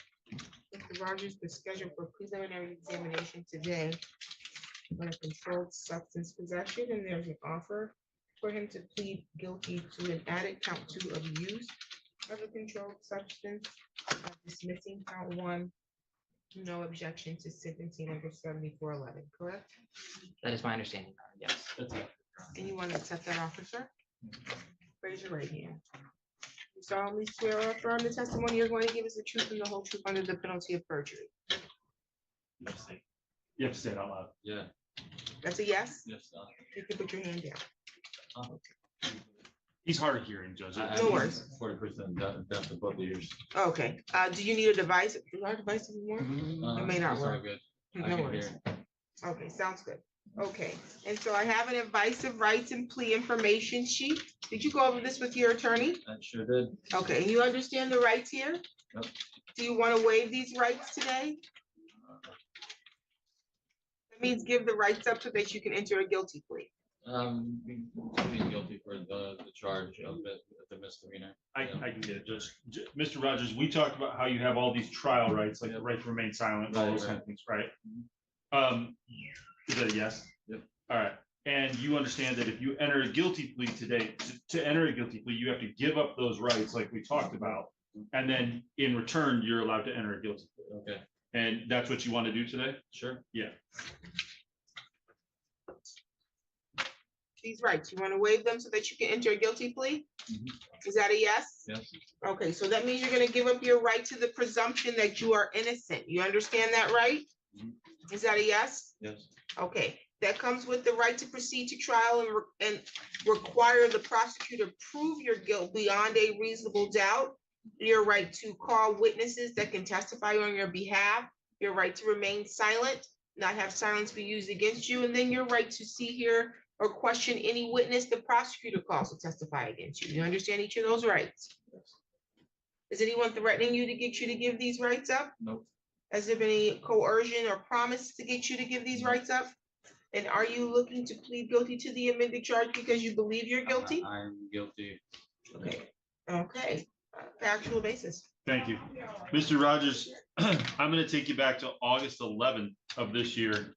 On that date, were you at or near the intersection of South Holmes Street and Gray Street in the city of Lansing? Yes. And you came into contact with some police? Yes. And at that time, you were in possession of methamphetamine? Yes. And you had that methamphetamine because you used methamphetamine or intended to use it?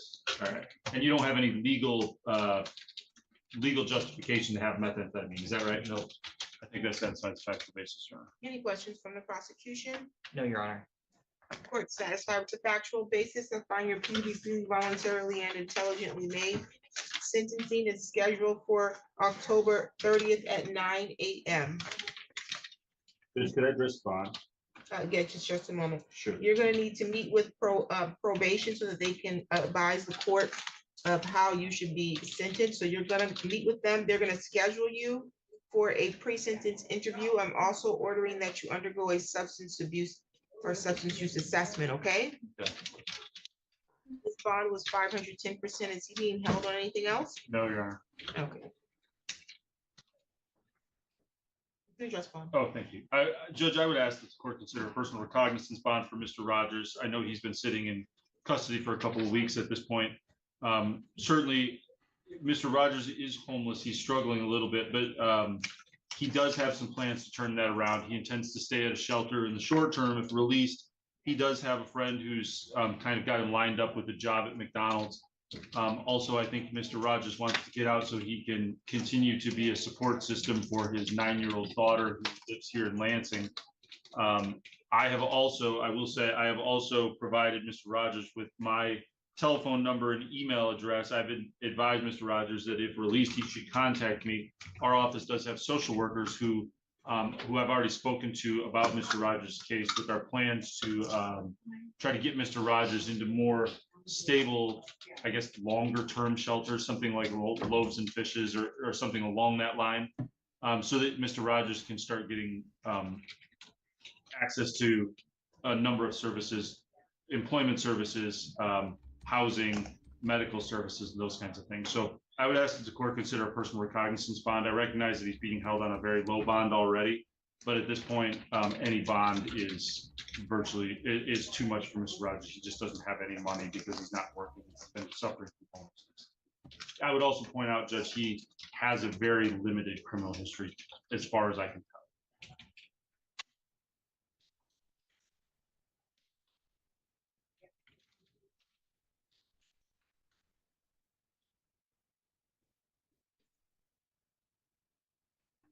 Your Honor, as far as the people go, I do not see any criminal history at all. I will leave it to your discretion on this one.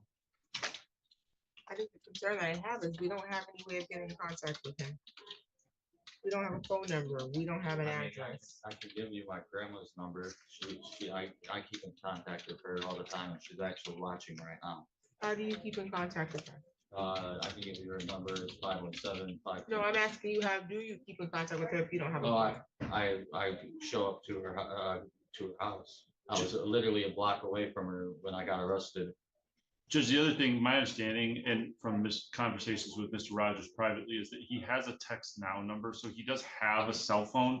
He just doesn't know what his cell phone is. I also share the same concern because I like to keep in touch with my clients and make sure they are aware of their court dates and that kind of thing. Part of the reason I provided him with my telephone number and email is so that I've asked him to contact me if he's released, to contact me immediately so that as soon as he gets released, as I understand that text now phone number or phone is in his property. He just doesn't know the number off the top of his head. It has limited minutes on it. Those minutes are set to reset here in the 1st of September. So I do think, and Mr. Rogers has promised to contact me, so I'm hopeful that he will follow through on that and that we will have a working number that we can call him at once he's released. Okay, so you say you are not gonna be staying with your grandmother, but you stay in contact with your grandmother. That's yes. I do stay in Okay. contact. And she lives in Lansing? Yes. And you believe she's watching today? Could be. Yeah. Okay, and then when's your next court date? It said on the piece of paper, it said something like the 9th of the next month. And actually, Judge, he technically, I think he's correct. He's got a City of Lansing case that's also before Your Honor, and That's important. it's set for September 9th. So he's technically correct. That's your next court date then. It's yes, it's subsidy of Lansing. Or the 9th. There's that. He told me yesterday when I met with him in preparation for today, he told me yesterday when his next court date was, and I looked at it and he was absolutely right. It's a knife over 3 inches. Oh, yeah. From the Yeah. same date. I think so. No, because no. there was a warrant for it the same date. Right. Yeah, I just looked at the affidavit of probable cause. It said something about a sheath in the pocket, so that's why I assumed it's from the same. I'm not sure. Over It's with three, the- over 3 inches. It's with the City of Lansing, but yes, September 9th is his From the next same court. date. Yep. So Yeah, the same set of facts, your attorney should negotiate a global resolution. I'm very No, observant. it's a City It of is a Lansing. separate date, Your Honor. I believe in our report, we have that there was a knife on scene that was over 3 inches, but that there was a warrant as well for a knife over 3 inches.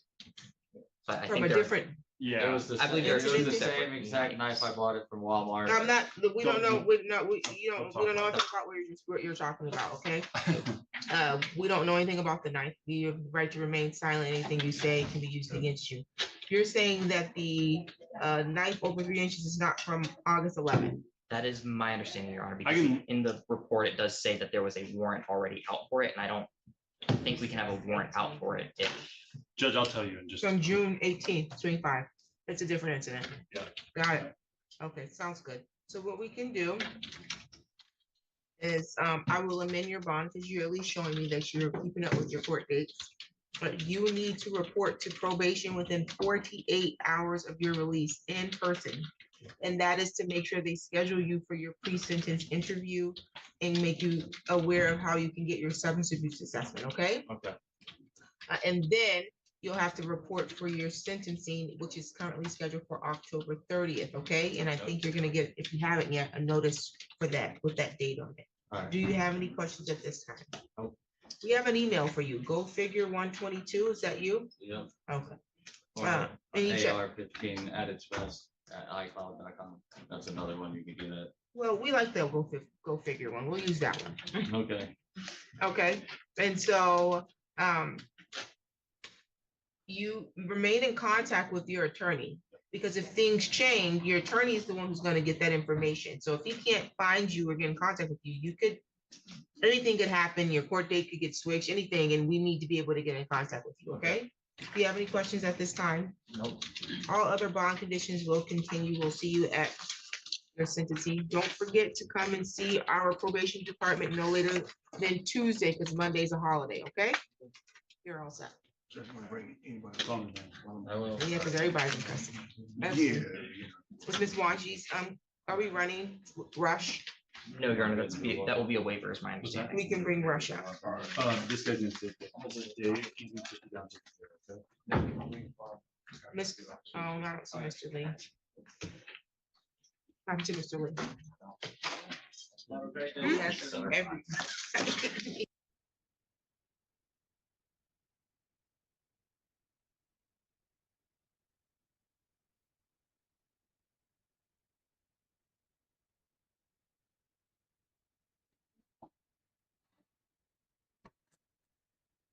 Okay.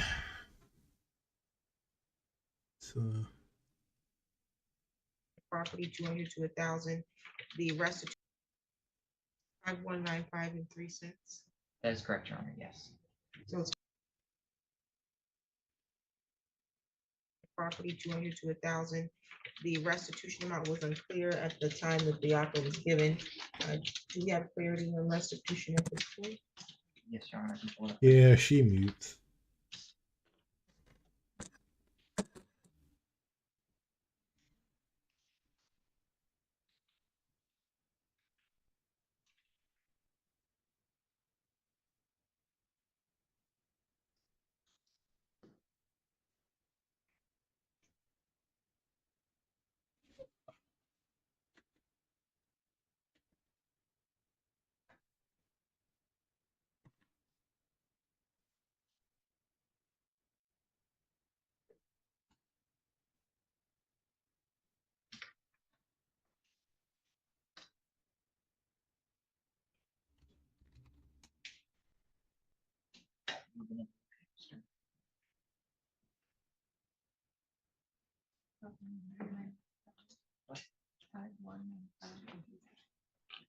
It's 5195.03.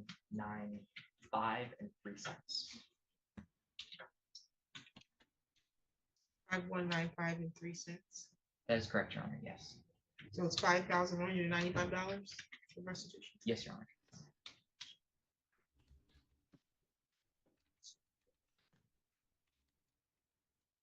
You were aware of that, Mr. Lee?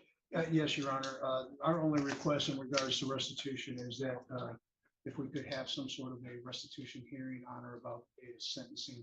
We don't have all the proofs yet on this sentencing. We're kind of taking the prosecutor's word on repairs to the home and such. We do have a repair estimate in regard to the auto damages. Your Honor, that's not entirely accurate. The proofs that the defense has is the same proofs that I have. I'm sorry. Which include what? Which include the estimate for the auto damage, and the victim has assessed what is damaged and has taken screenshots of what she would need to repair it. She would have to repair it herself because she doesn't have the money. To the property? Yes, to the home. Okay.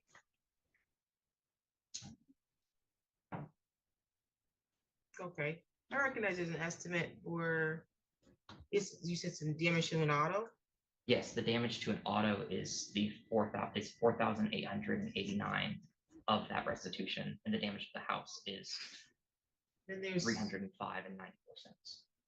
And you're saying that that's not going through insurance? No, it is not, Your Honor. Okay, so it's got out-of-pocket expense, the full 4,000? That is correct. Okay, and you want a hearing on that? Okay, we can set it for a hearing. But your client still wants to plead? Yes, Your Honor. At this time, okay. Do we have an advice of rights? Your Honor, that was not really what the agreement is. The agreement was that we had agreed to restitution. Well, we couldn't agree to restitution because it was unclear. Yeah, I'm not clear on the, specifically on the repairs to the home. I understand that the complaining witness says she needs repairs to the home. I haven't seen any receipts or anything to that effect, is all I'm saying.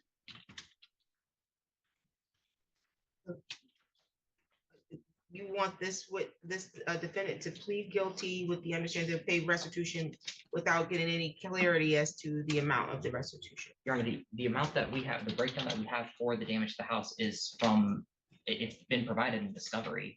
We're not talking about the amount, but the clarity does also include how we came to that amount. Yes, and I believe the report describes what the damage actually was to the home. If I can double check.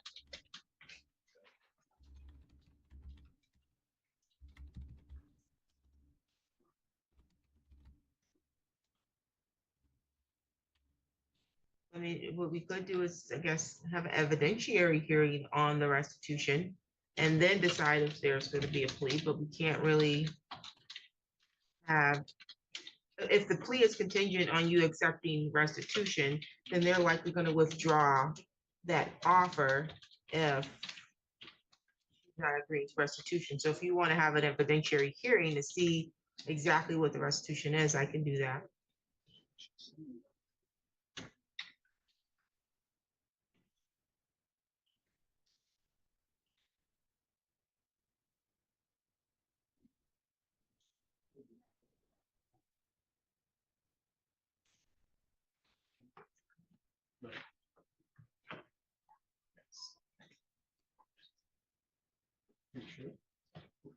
Your Honor, my client will accept the restitution amount offered by the prosecution today and will enter her plea.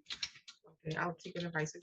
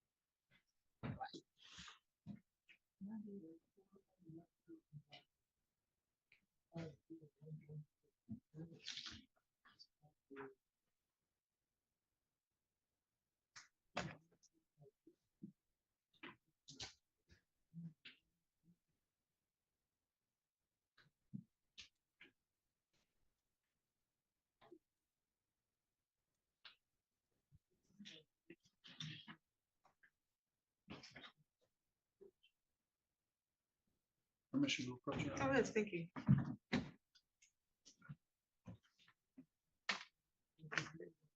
Okay, let's see, let's raise your right hand. You solemnly swear or affirm the testimony you're going to give is the truth and the whole truth under the penalty of perjury. Yes, okay, you can put your hand down. I do have an advice of rights and the information sheet. That's your signature. You've gone over these rights with Mr. Lee and you understand each of them. And so you're willing to waive or give up these rights today. And you understand that that means you give up your right to the presumption that you're innocent. So by right, you're innocent until proven guilty. You want to give that right up? You have the right to require the prosecutor to take this to jury trial and prove each element of the charge being brought against you beyond a reasonable doubt. The right to remain silent at any trial and not have silence be used against you, or you can waive silence and testify at your trial if you like. The right to subpoena witnesses that will testify on your behalf, and the right to cross-examine or question in court any witness called to testify against you. You understand that? Anyone threatening you to get you to give all of these rights up? Any coercion or promises extended to you to get you to give up these rights? Are you currently on probation or on parole?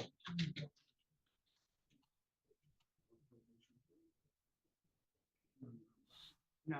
Okay, you understand that by pleading guilty, it could result in a conviction that you might need to report to your current employer, or you may need to put that you have this conviction on a future job application. It also can have impact on where you can travel or get immigration status. So for example, you might want to go out the country somewhere on vacation, and they could deny you entry into the country because you have a criminal conviction. You understand that? Okay, as to the amended charge of malicious destruction of property, 200 to 1,000. How do you plead? And that's a guilty plea with the understanding that the restitution is being sought in the amount of $5,195.03 that you agreed to, correct? Factual basis, counsel. Thank you, Your Honor. Ms. Lewis, on or about December 17th, 2024, were you at the address of 530 Pacific Avenue?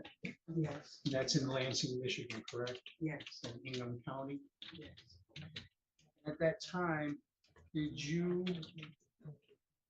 destroy or injure a 2018 Chevrolet Impala that was the property of India Marie Williams? Yes.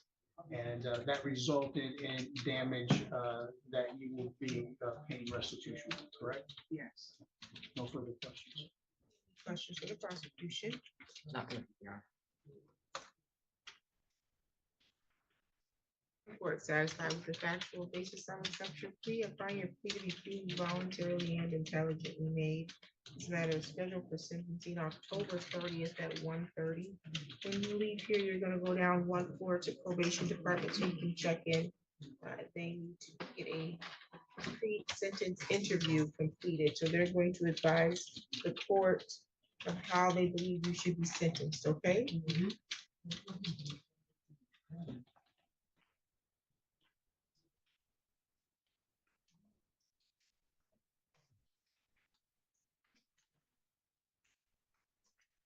And you may appear for sentencing via Zoom, as long as you have video and you're in a place appropriate and prepared for court, okay? Do you have any questions at this time?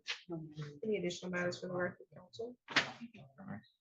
Nothing to that. Thank you. You're all set. State of Michigan versus Floyd Rush 25-01911. Appearance, please. Your Honor, Cassidy, could you just go people?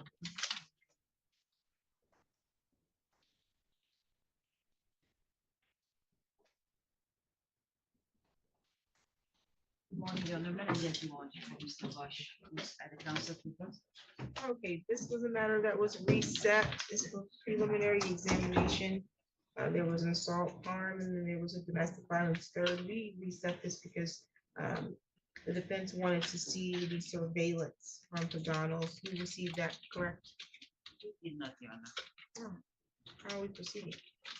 Your Honor, it's my understanding that the defendant intends to waive his right to preliminary examination at this time. That footage was not saved as it was already lost because it was beyond the retention date for eyes on. That was my understanding.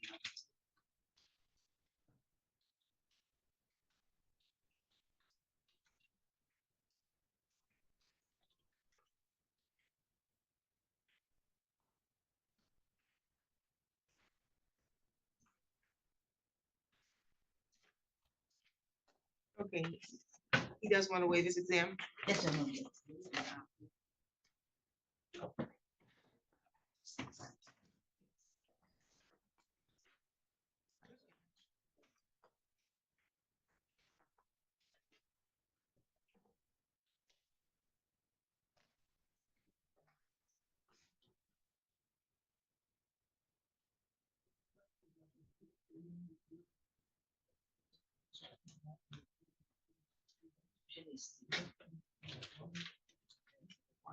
That is now. It's after that one for sure. There we go.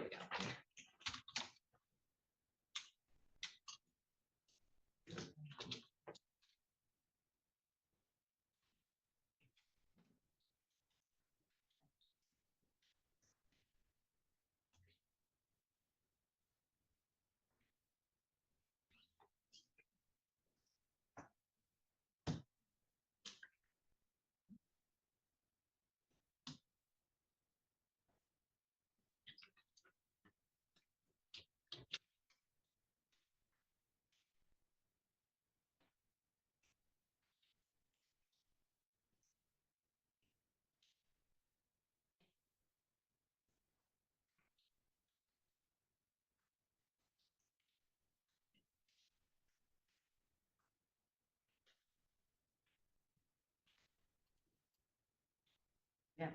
Yes, thank you.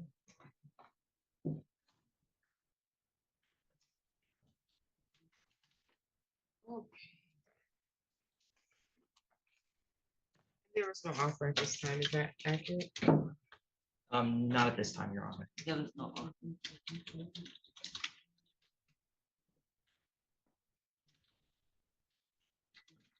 Okay, Mr. Rush, you understand your right to have a preliminary examination? You understand that it's your right to have the prosecutor establish that they have sufficient probable cause that the felonies alleged here were committed and there's sufficient probable cause to charge you as the individual who committed those felonies. You want to unconditionally waive those rights today by waiving your exam? Is anyone coercing you to do this? No. Any promises if you waive your exam?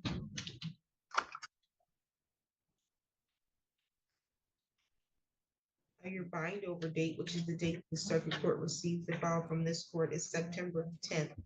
But your next court date is going to be a pre-trial, so your attorney will be made aware of that, okay? Do you have any questions at this time? On the set at 100,000 cash surety, there is a requirement for the defendant not to have contact directly or indirectly with the protected party and not to be within 2,000 feet of wherever the protected party is. Any additional matters for the record? Not with you, Your Honor. Well, yeah, that's found at this time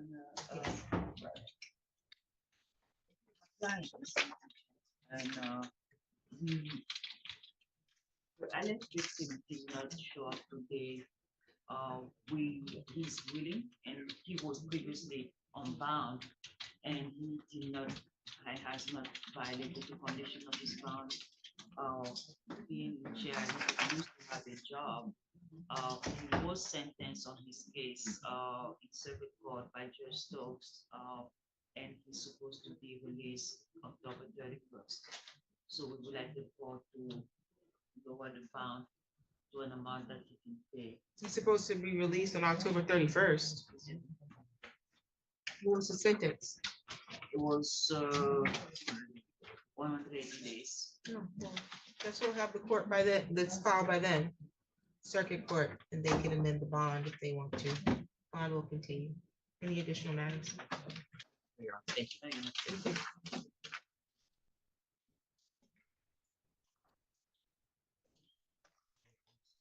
Let's see who we're gonna bring up next. Let's see.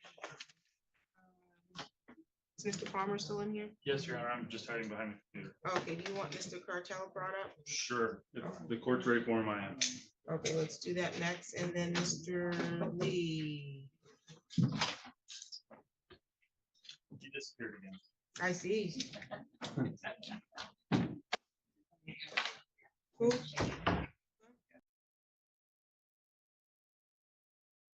Dejan Shannon, 25-02411, appearance, please. Thank you, Your Honor. Cassidy Kachukas for the people. Assistant Public Defender John Lee appearing on behalf of Dejan Shannon. He's not pleading here, so. Well, yes, but, oh, I guess the consent to add would be in circuit court. He was committed and probable cause to charge you as the person who committed the crime. You understand that?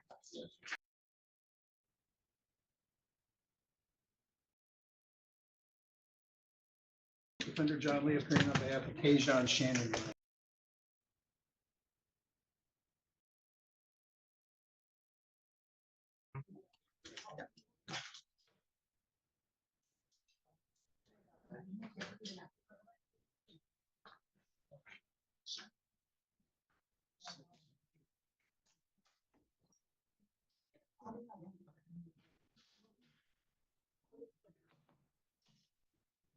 Permission to approach. Your Yes, Honor. thank you.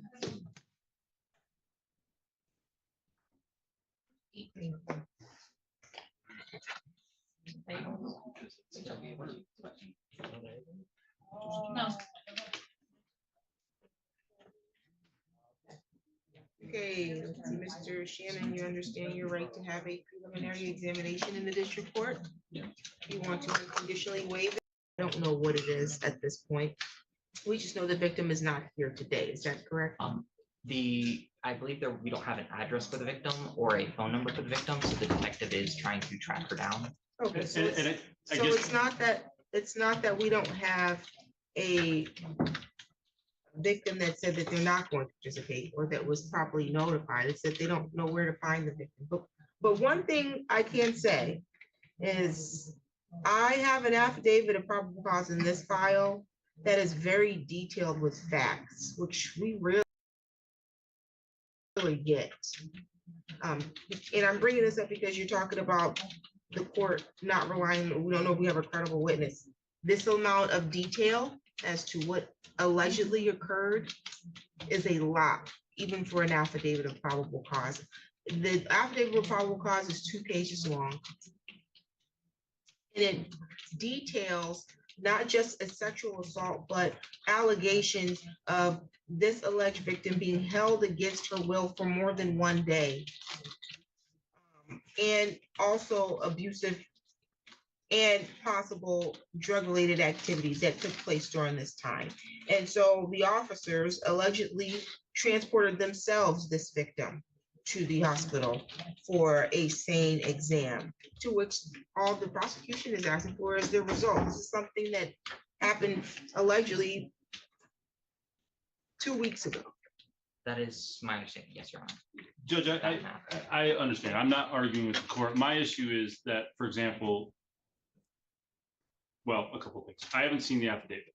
But what I would say is that the way the report reads and the way her statement on body camera reads is she's a little all over the place. That's what I'm talking about with regards to credibility. But the bigger issue for me is, as was just indicated, is that they took the time to take a report, except there's no contact information whatsoever for the complaining witness. There's no address, there's no telephone number, there's no way to get in touch with her. There's no detective assigned. I agree, that sounds like sloppy work, but that can't be attributed to the victim. That's the Right, but it also can't be attributed to my client, right? Like, which, like poor investigation or not properly detailing, if there is information that could be detailed to that regard, because the information I have in the affidavit of probable cause that she was living with the defendant at the time, or had been at the time of these alleged incidents. I don't know why they no longer have contact. All I do know is that these are very serious charges. It sounds like there's some efforts to move forward to make contact, but that at bare minimum, they're going to be moving forward victimless on a domestic for your client. And if I were to grant your request to dismiss this and then they find or make contact with this victim, this is a reissued matter. Your client's got to get rearranged all over again, which is definitely not in the interest of judicial economy. So I'm going to deny any objection to adjourning this because they're asking for an adjournment so they can get medical records, not asking for an adjournment so they can find the victim. They can move forward victimless on these charges if they had time to get the medical records. And so with that being said, the case will be adjourned for good cause and this matter will be set for a new date. October 9th at 8:30. October 9th at 8:30. I just need to briefly correct something, Your Honor. There is a detective assigned to this matter. Okay, I'm not sure, did he say there wasn't a detective? That is what I think defense counsel understood. I don't know if there was one in discovery, but there is now a detective assigned. Okay, sounds got it. good. Fair enough. Very good. Yeah, no way of knowing. I just wanted to make sure we were all on No, the same page. no problem. Okay, so this matter will be reset until October 9th at 9:30. Bond was set at 65,000 cash surety with GPS tether and no contact with the victim. That will continue. Any additional matters for the record? Not from the people, Your Honor. No, Your Honor, thank you. You're all set.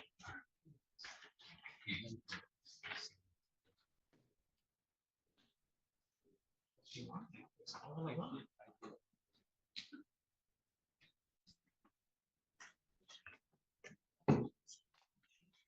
Let's see. Oh, can you bring up Mr. Driggs? Yes. Okay.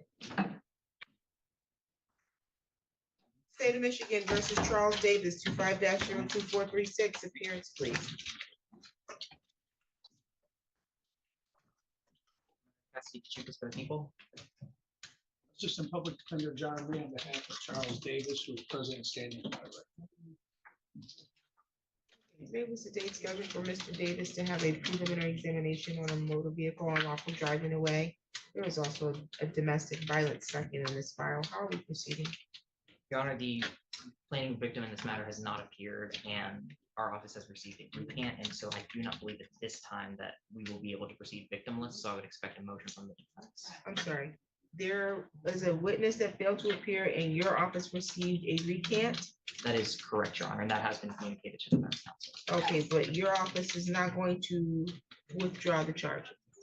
Uh, There, We have not had contact with the victim since then, so I don't know if we weren't able to look into whether or not it was a coerced statement. Or Oh, if it's actual, oh, it was a. If it was we weren't able to investigate whether or not it was a coerced recant or an Got it, actual recant. okay. So I will leave the motion to the defense. So you're not sure to, they've not been able to verify when it was a valid recant. Could have been anybody on the phone, is what you're saying. That is correct. The name was stated, but we don't.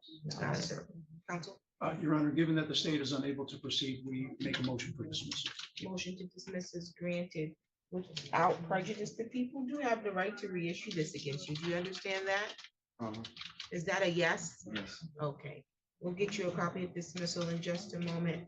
You're on GPS tether. Yes, I am. You need to go back down there so they can remove the tether, okay? You'll notify me. You have any questions? Any additional matters for the record? Not from the people, Your Honor. Nothing for the defense, thank you.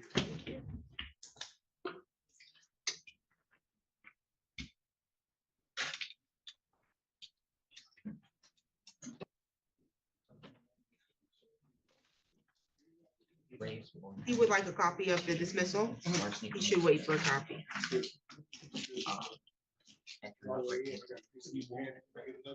I will. The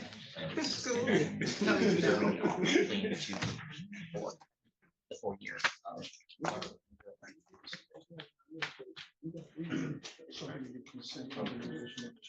Yeah. Same as we did for with Shannon, basically. I guess consent for the amendment, but then.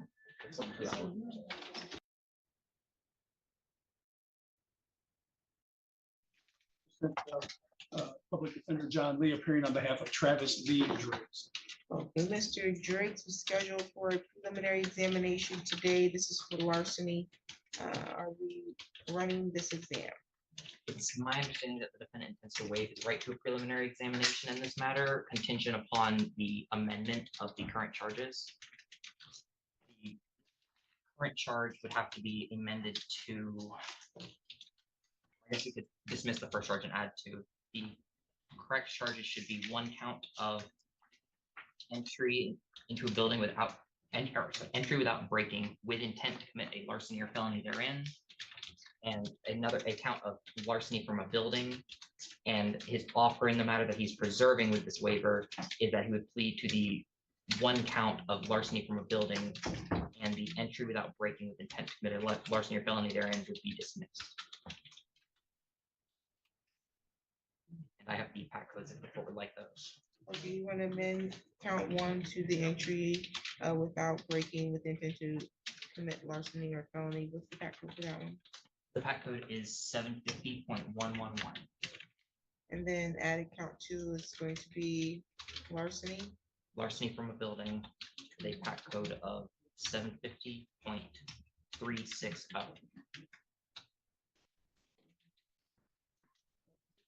And so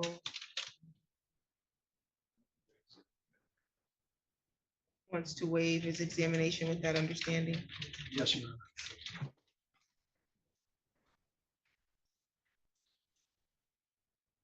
I'm drawing it this time.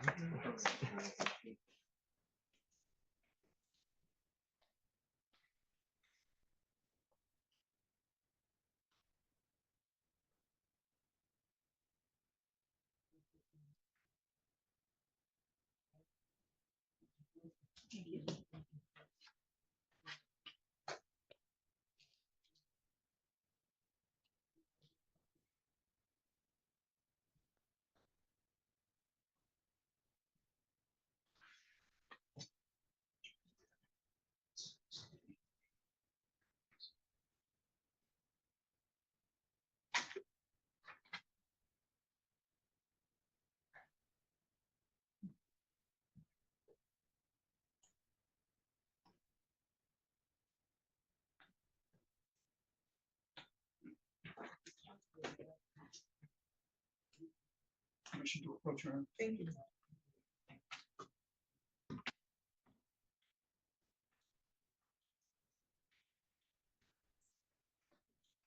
Mr. Driggs can stand.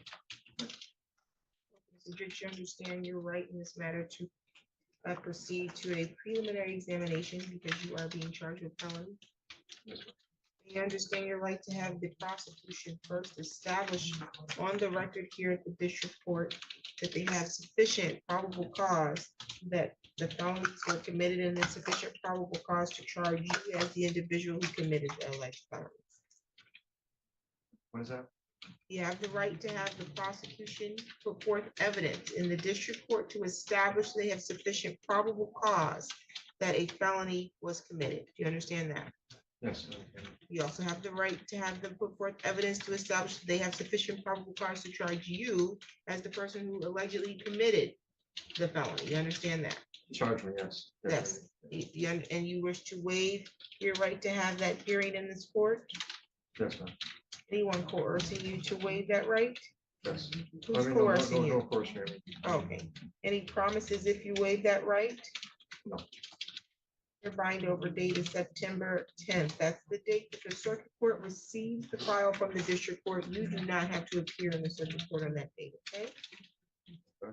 Your next court date will be a pre-trial. Your attorney will be made aware of that, okay?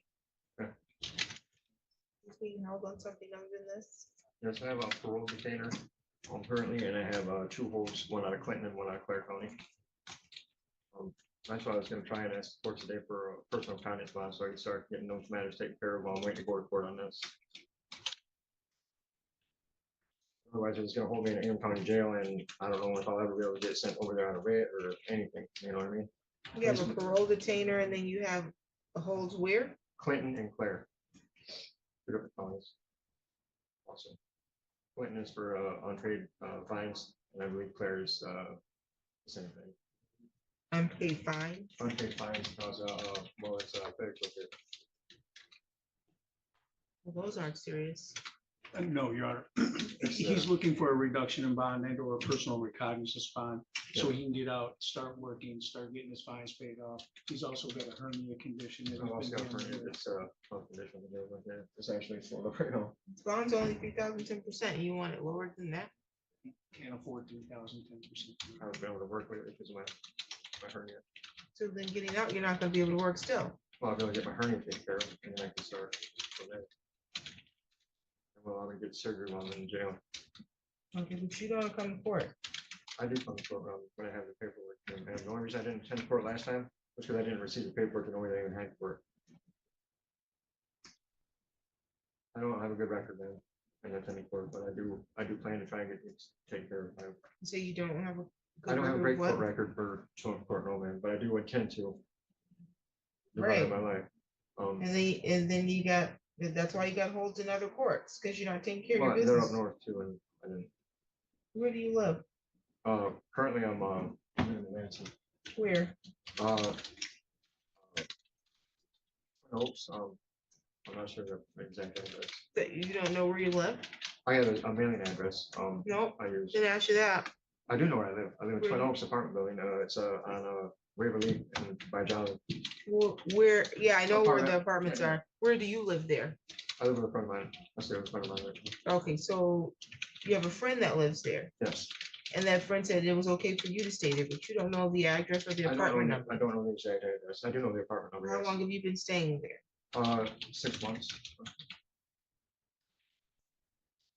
I can't think of the address. I do know the address. What's your phone number? I currently don't have a phone. Not a number. Not a constant number. I've never been reached. At, no. Really, since, how long has that been the case? Since I was absconding on parole. Last year, probably. So why did you give the magistrate a phone number last time? Or if you saw her? Well, magistrate.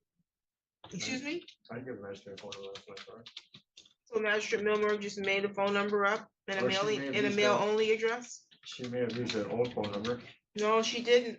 What's the number? How, she wrote mail only, which you just told me you can give me a mail only address, which means you gave her a mail only address, Right, correct? I gave her a number. And then she asked you what your phone number was at your arraignment, because that's a required question that we ask. And you told her a number. I don't believe I did tell her a number. Not that I'm aware of. I don't have any number to give her. Why would I tell her a number? Okay. So you don't know your address, you don't have a number to give her, you want me to lower the bond, and then you want your mail to go to someone else's address. Whose No, address is this a This mail? is a Advent House Ministries. I go there almost every day. Okay, you want your, I so have a you gave- caseworker there, Jack. I have a voucher there to try and get into a housing. There's a lot of different things I got going on, including that are good for me. I just gotta get them in order. You know, and being when I was on the run of absconding, I wasn't being able to do that, because I was afraid of going back to jail, going back to prison. All because of some stuff that happened last year, you know, and now that this stuff's getting put behind me, I'd like to be able to try and make my life start going in the right positive direction again, you know what I mean? I get it. Well, you're obviously know that you're not eligible for a personal recognizance bond. You do know that, correct? Well, why is that? Were you under court supervision or parole at the time of this alleged incident? I was absconding.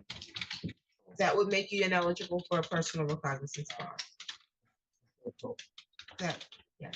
You didn't know that? I didn't, I don't know. Yeah, well, now you know. If you're already on probation or parole, and then you pick up a new case, then that gives the presumption that you're not gonna follow court order. So that makes you no longer a candidate for a personal recognizance bond, which is why she gave you a bond of 3,010%. I can lower it, but I will not give you a personal recognizance bond. I will amend your bond to 2,010%.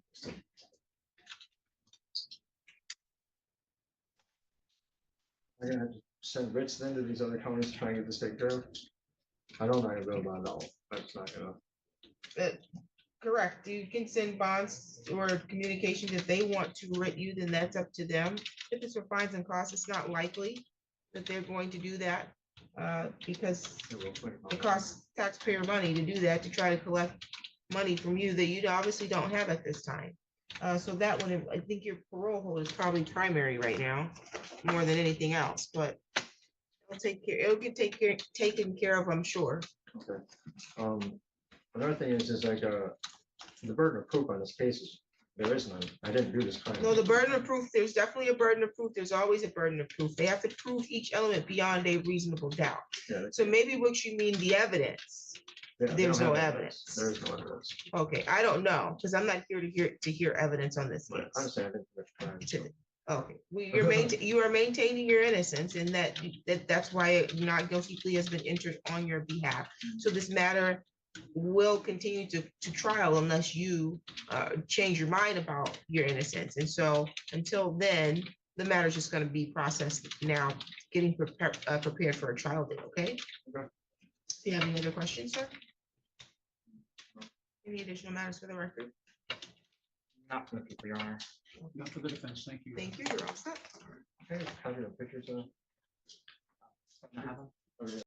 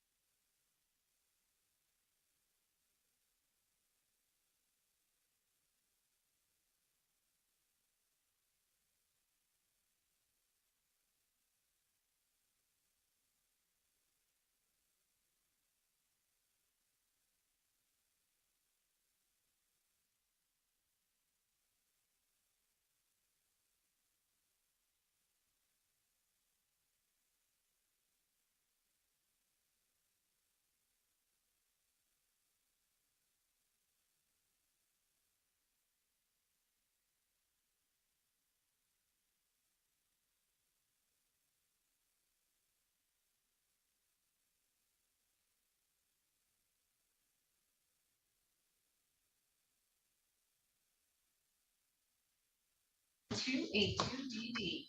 All right, we are here today on Kathy Colvin for purposes of looking at the final accounting.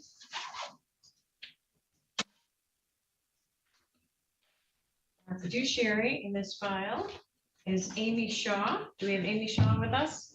Would you come to the podium, please? I think we're also looking for Ms. Berger as our guardian ad litem. She's in the courtroom, Your Honor. Yes. All right, Deputy Ames, would you swear in Ms. Shaw, please? Please raise your right hand. Do you swear or affirm to tell the truth, the whole truth, and nothing but the truth, so help you God? I did. All right, Ms. Shaw, would you give us your full name for the record, please? Amy Jo Shaw. Thank you. Is all the information contained in your accounting truthful, accurate, and complete to the best of your knowledge and information? Yes. Thank you. Anything you'd like to say about your work in this file? No. Is Ms. Kathy Colvin no longer with us? No, she's in Lenawee Medical. Oh, okay, all right.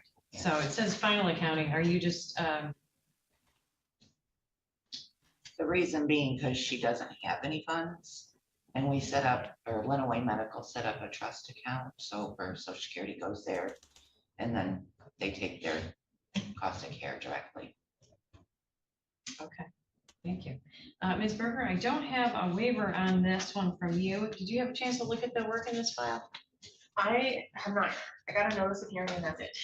Oh. So I can, if the file is available, I can still do that yet this morning. That way we don't have to come back. Okay. Or have Ms. Shaw come back. But I did recognize the name, so I'm glad I was here for that. But the only thing I got was the notice of hearing. All right, so why don't we do this? I'm just gonna take a recess on this file and I'll just pass it right over to you and you can take a look at it and talk with Ms. Shaw if you need to. And I'll take the rest of this stack and if you guys are ready, then we'll do it, or you can let me know if we need a different day. Sounds good. Thank you. Thank you, Liz. All right, Deputy Ames, would you pass this over to Ms. Berger?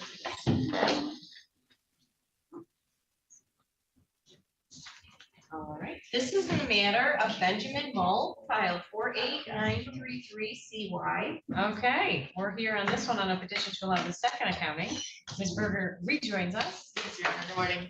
Yes, you're our court appointed attorney. Or no, you're the conservator, yes? Yes. Very good. Mr. McFarland is listed as the guardian. I am, I'm just pulling up my notes, Your Honor. Oh, there you are.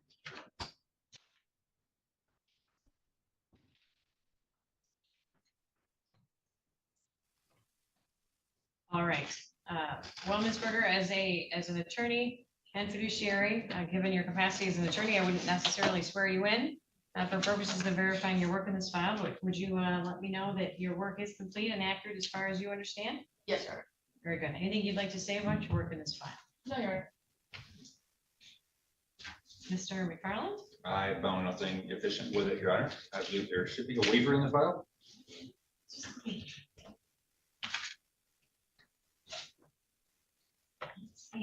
Although I don't see where that's in my file. Yeah. But I am prepared to sign it as I have reviewed it. Thank you. If you could step over and do that, I think they've got the wrong checklist on the front of this because they weren't, it doesn't look like they were chasing you around for it, and I think maybe they should have been. Okay, Your Honor.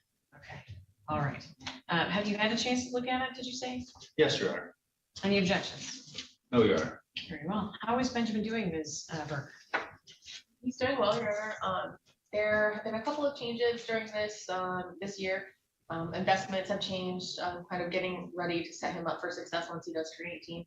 I've reached out to his family and they've been supportive and they've approved all of those things. So although I can do those things on my own, I just wanted to make sure that that's something that they would approve of, because eventually this money will be going to him. So I just wanted to make sure that they would approve of those investment changes and that they're in his best interest. Great, thank you. Anything else, Mr. McFarland, for the record? No, Your Honor. Very good. The court finds all interested parties are given notice for purposes of today's hearing. The second annual accounting does appear to be correct and ought to be allowed. And I am signing, approving that now. Unless there's any questions, that's all in this file. Thank you. Thank you. As of earlier this week, I had signed everything that we had a hearing on, so I don't know how I skipped their file, so. Oh, I think we did have a new person take over on guardianships. Right, so- no problem, Your Honor. So, All right, do you want me to pass this one over to you for you to? You want me to stick around for the rest of the Sure. those, and then I'll go over there. Okay, sounds good. So, Ms. Kudron, if you could print us some notes on that one, that Mr. McFarland's gonna check with the clerk's office on a waiver. Yeah. I got it. Oh, perfect, thank you. Okay, we're gonna be taking Pharaoh next. So if you're here on that one, come on up to our council tables and Ms. Kudron will call us whenever she's ready. Your Honor, I'm on. This is in the matter of Gary Farrell, file 52635. All right, sir, your name for the record? Chris Farrell. Thank you, welcome. Thank you. All right. Mr. McFarland, you stepped away from the table. I just- did, Your Honor. I'm pulling it back up again. So Just a little too quickly there. I realize that. All right, Deputy Anderson, could you swear in Mr. Chris Farrell for us, please? You swear or affirm to tell the truth, the whole truth, and nothing but the truth, so help you God? I do. All right, Mr. Farrell, is all the information contained in your county truthful, accurate, and complete to the best of your knowledge and information? It is, Your Honor. Thank you. Mr. McFarland, it looks like we were still looking for maybe some receipts and your waiver. Did you have a chance to reach out to Mr. Farrell on those points? I know it's just coming up. Well, let me go back to Mr. Farrell. Mr. Chris Farrell, did you have a chance to provide receipts to support your work in this fund? I did. There was a problem with there was one issue, and I know I talked to Mr. McFarland about it. And I'm more than willing to pay the restitution on. When I first took over this account, my father was involved with a lot of different kind of fraud activities. Like he was being scammed by many different people. So I was never able to track down some of this money, even to the point the Key Bank had actually frozen his accounts. So I typed up a letter with the file itself, and I'm more than willing to pay for this with that restitution. Your Honor, I was not asking to pay for that. It's just there was some, when he took over, he was unable to get all the records from his father. So I told him I think he would need to testify to the best of his ability and let the court make a determination if he's done the best of his capacity. In my opinion, he has, but I think that's more of a judicial decision for me to sign off on the waiver. All right. Would you like to lead any voir dire for Mr. Farrell? I can. Sir, I know you and I had a chance to speak on this case, correct? Yes, sir. Okay, and let me take a quick look at my notes here from July.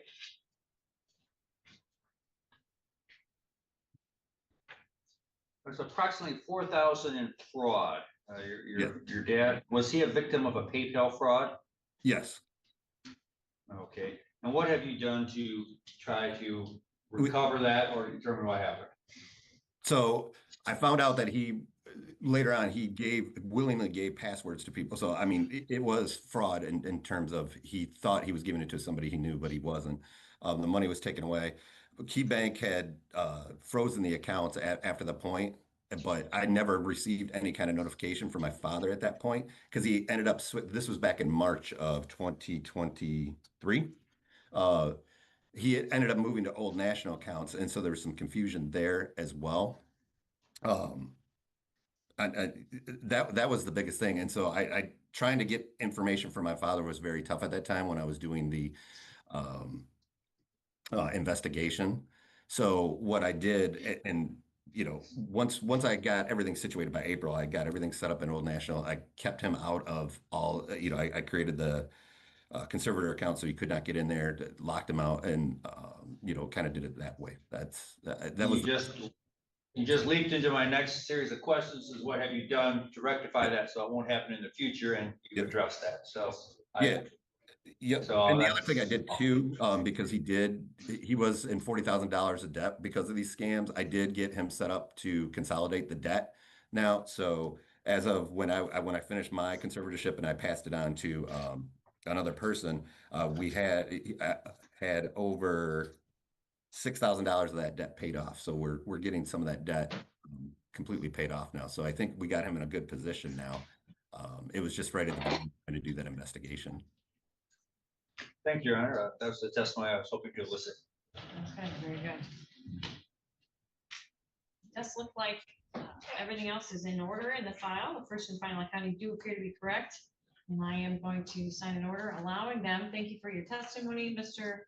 Farrow. Reimbursement for those amounts is not necessary under the circumstances given your testimony. I'm sure they'll be sending you a copy of this order during the regular course of business, and thank you for your time and effort on the file. Thank you, Your Honor. You're welcome. Good luck with your dad. Thank you.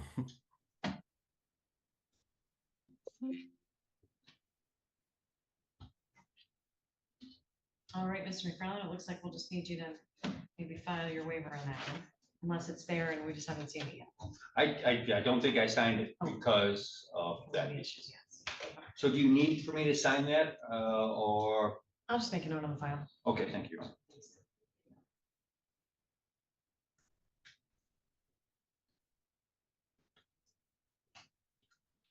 That's which one case the court's gonna call next, because you're much faster than my laptop.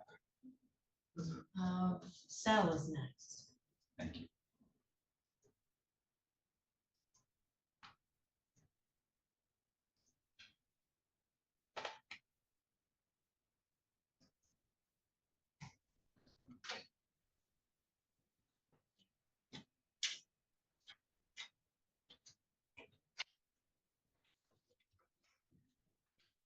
Should have a waiver in that case.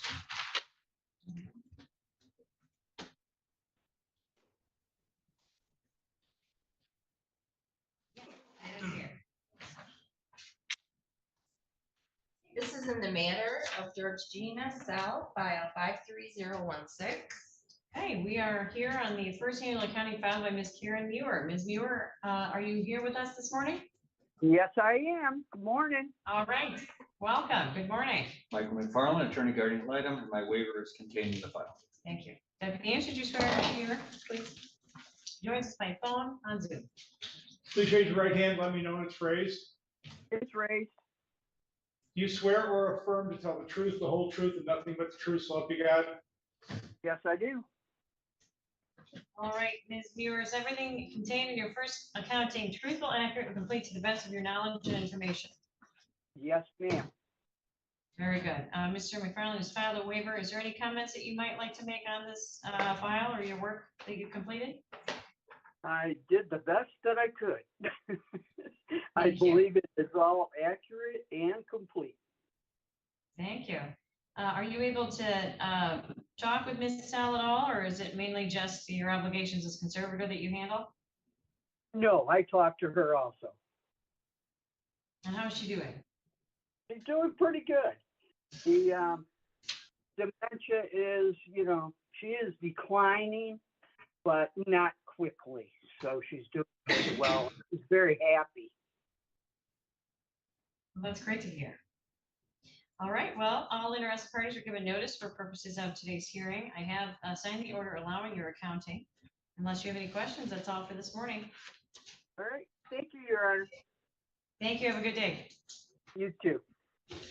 Thanks. I see, it looks like Ms. Berger's back. On Colvin, are you ready on that one? Yes, sir. All right. Files on top to your right, Your Honor. Oh, thank you. This is in the matter of Kathy Colvin, file 51282DD. All right, we're back on record.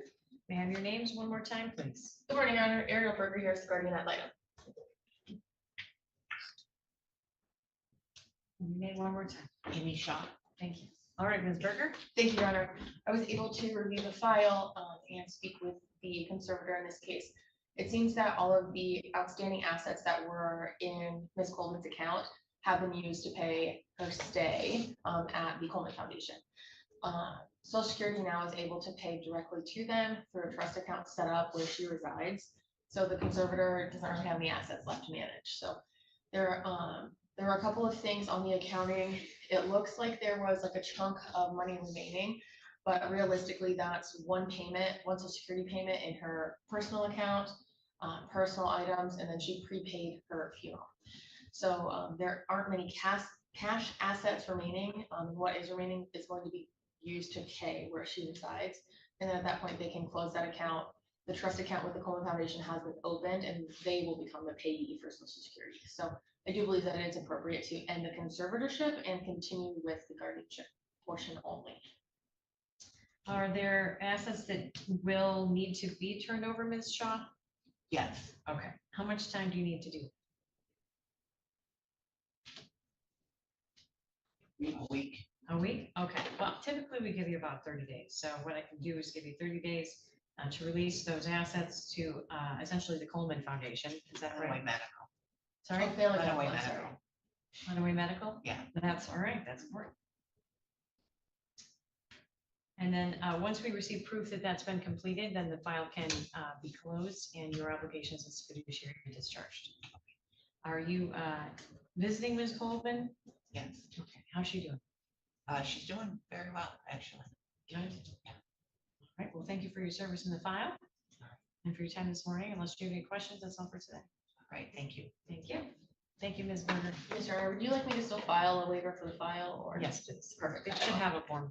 Yes. It's fine. Yeah. Perfect. Thank you. Thank you.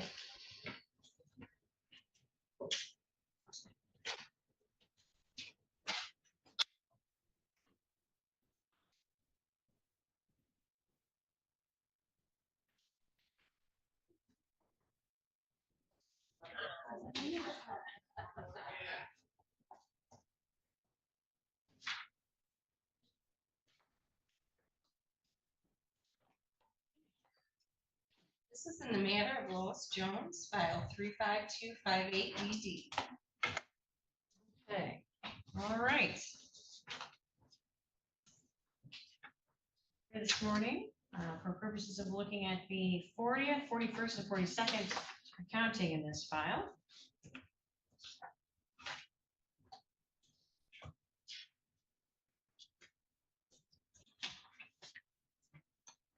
Do we have a Jeanette Benedict here this morning?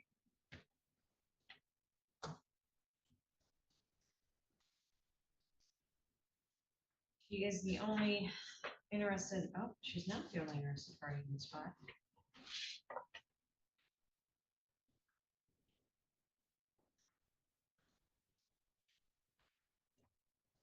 sure where she is this morning.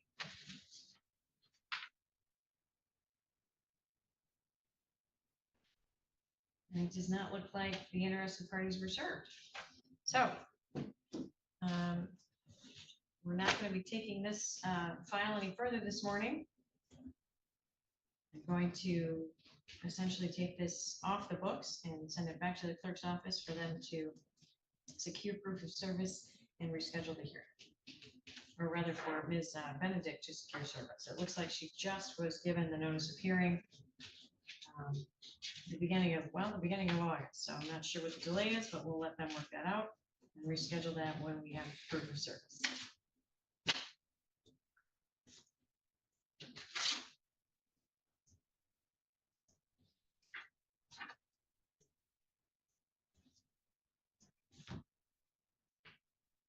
And next will be the Prater file. So if you're hearing that one, feel free to come on up to our council tables. You're on ready, sir? Yes. You come right up to the council table. This is in the matter of Mark Prater, file 52847. Michael McFarland, Attorney Guardian Litem. Tom Carter. Your Honor, the clerk across the hall, Tracy, had some concerns still. I had gone over there a couple times. She was not at her desk for me to approach her on that. If I could take a couple minutes, take the file over to see what her concerns were on that, so I could address those concerns. Sure. Mr. Is it Crater? Yes. Carden. Mr. Carden, is that okay with you? Yeah, that's fine. All right, so we'll take a few minutes and let you handle that, Mr. McFarland.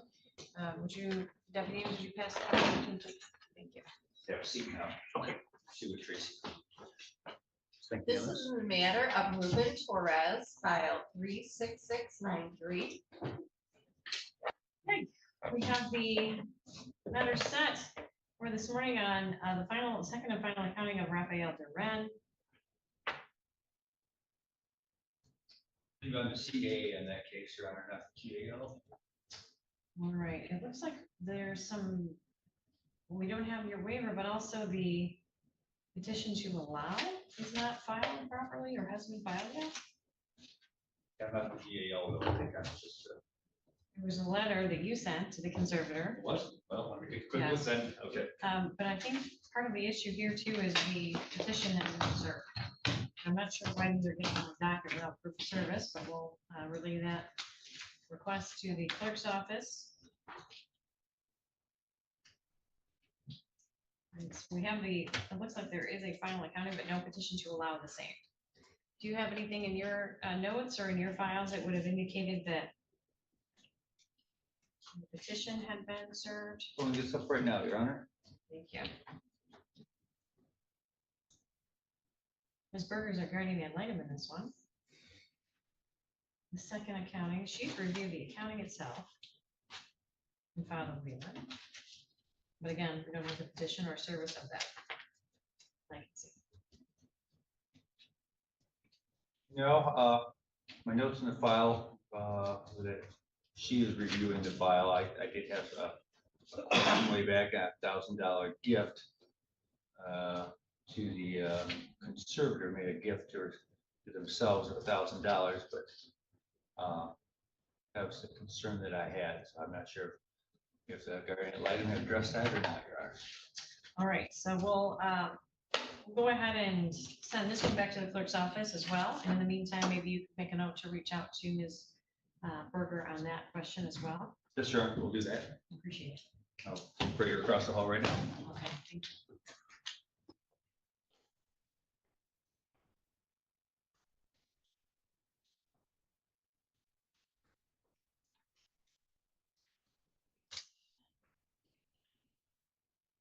This is in the matter of Travis Mitchell, file 51589.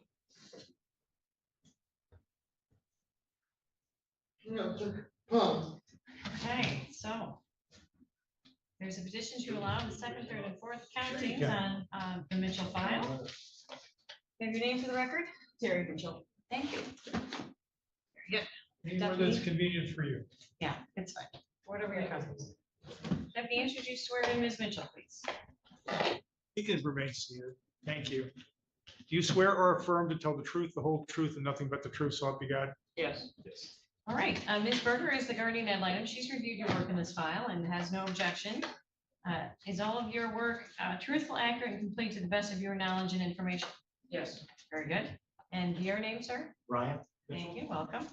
Looks like you're both on as the conservators, or who's our official conservator? It's both of you, isn't it? Yes. Okay, so Deputy Ames, if you could swear in Mr. Ryan Mitchell as well, please. He raised his hand and was sworn in and answered. Excellent. All right. Well, Mr. Mitchell, is your work in this file truthful, accurate, and complete to the best of your knowledge and information? Yes. Very good. Anything either of you would like to say about your work in this file? All right. And how is Travis this morning? Good. Good. That's great. Glad to hear it. Okay. Well, everything is in order. Everything's been served and approved by the guardian ad litem. So I am signing your order, approving the accounting and the work that you've done in the file. Thank you so much for coming in this morning. Thank you. If you'd like to step across the hall, I'm sure they can get you a copy before you leave. All right. Give me a wonderful day. Thanks, you too.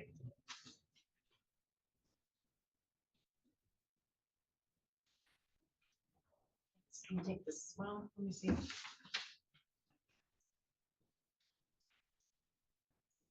Yeah. Stack? Sure.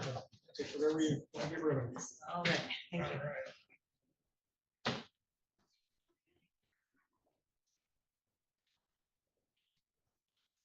That's for 9 o'clock.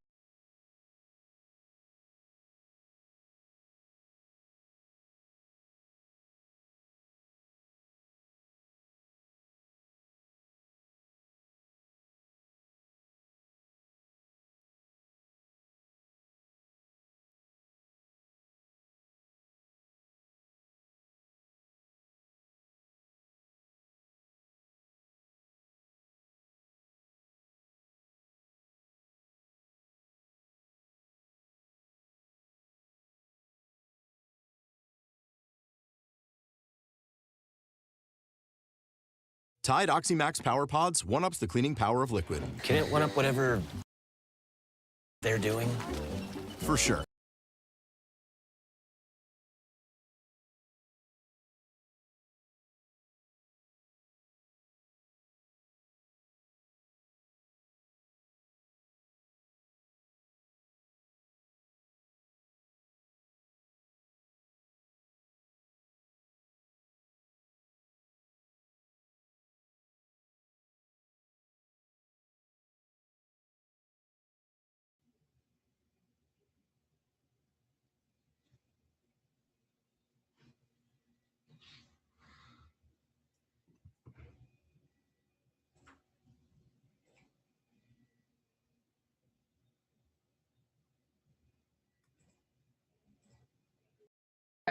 Kathy Colvin, file 51282DD.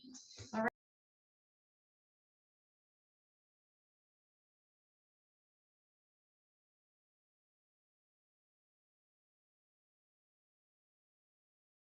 Right, we are here today.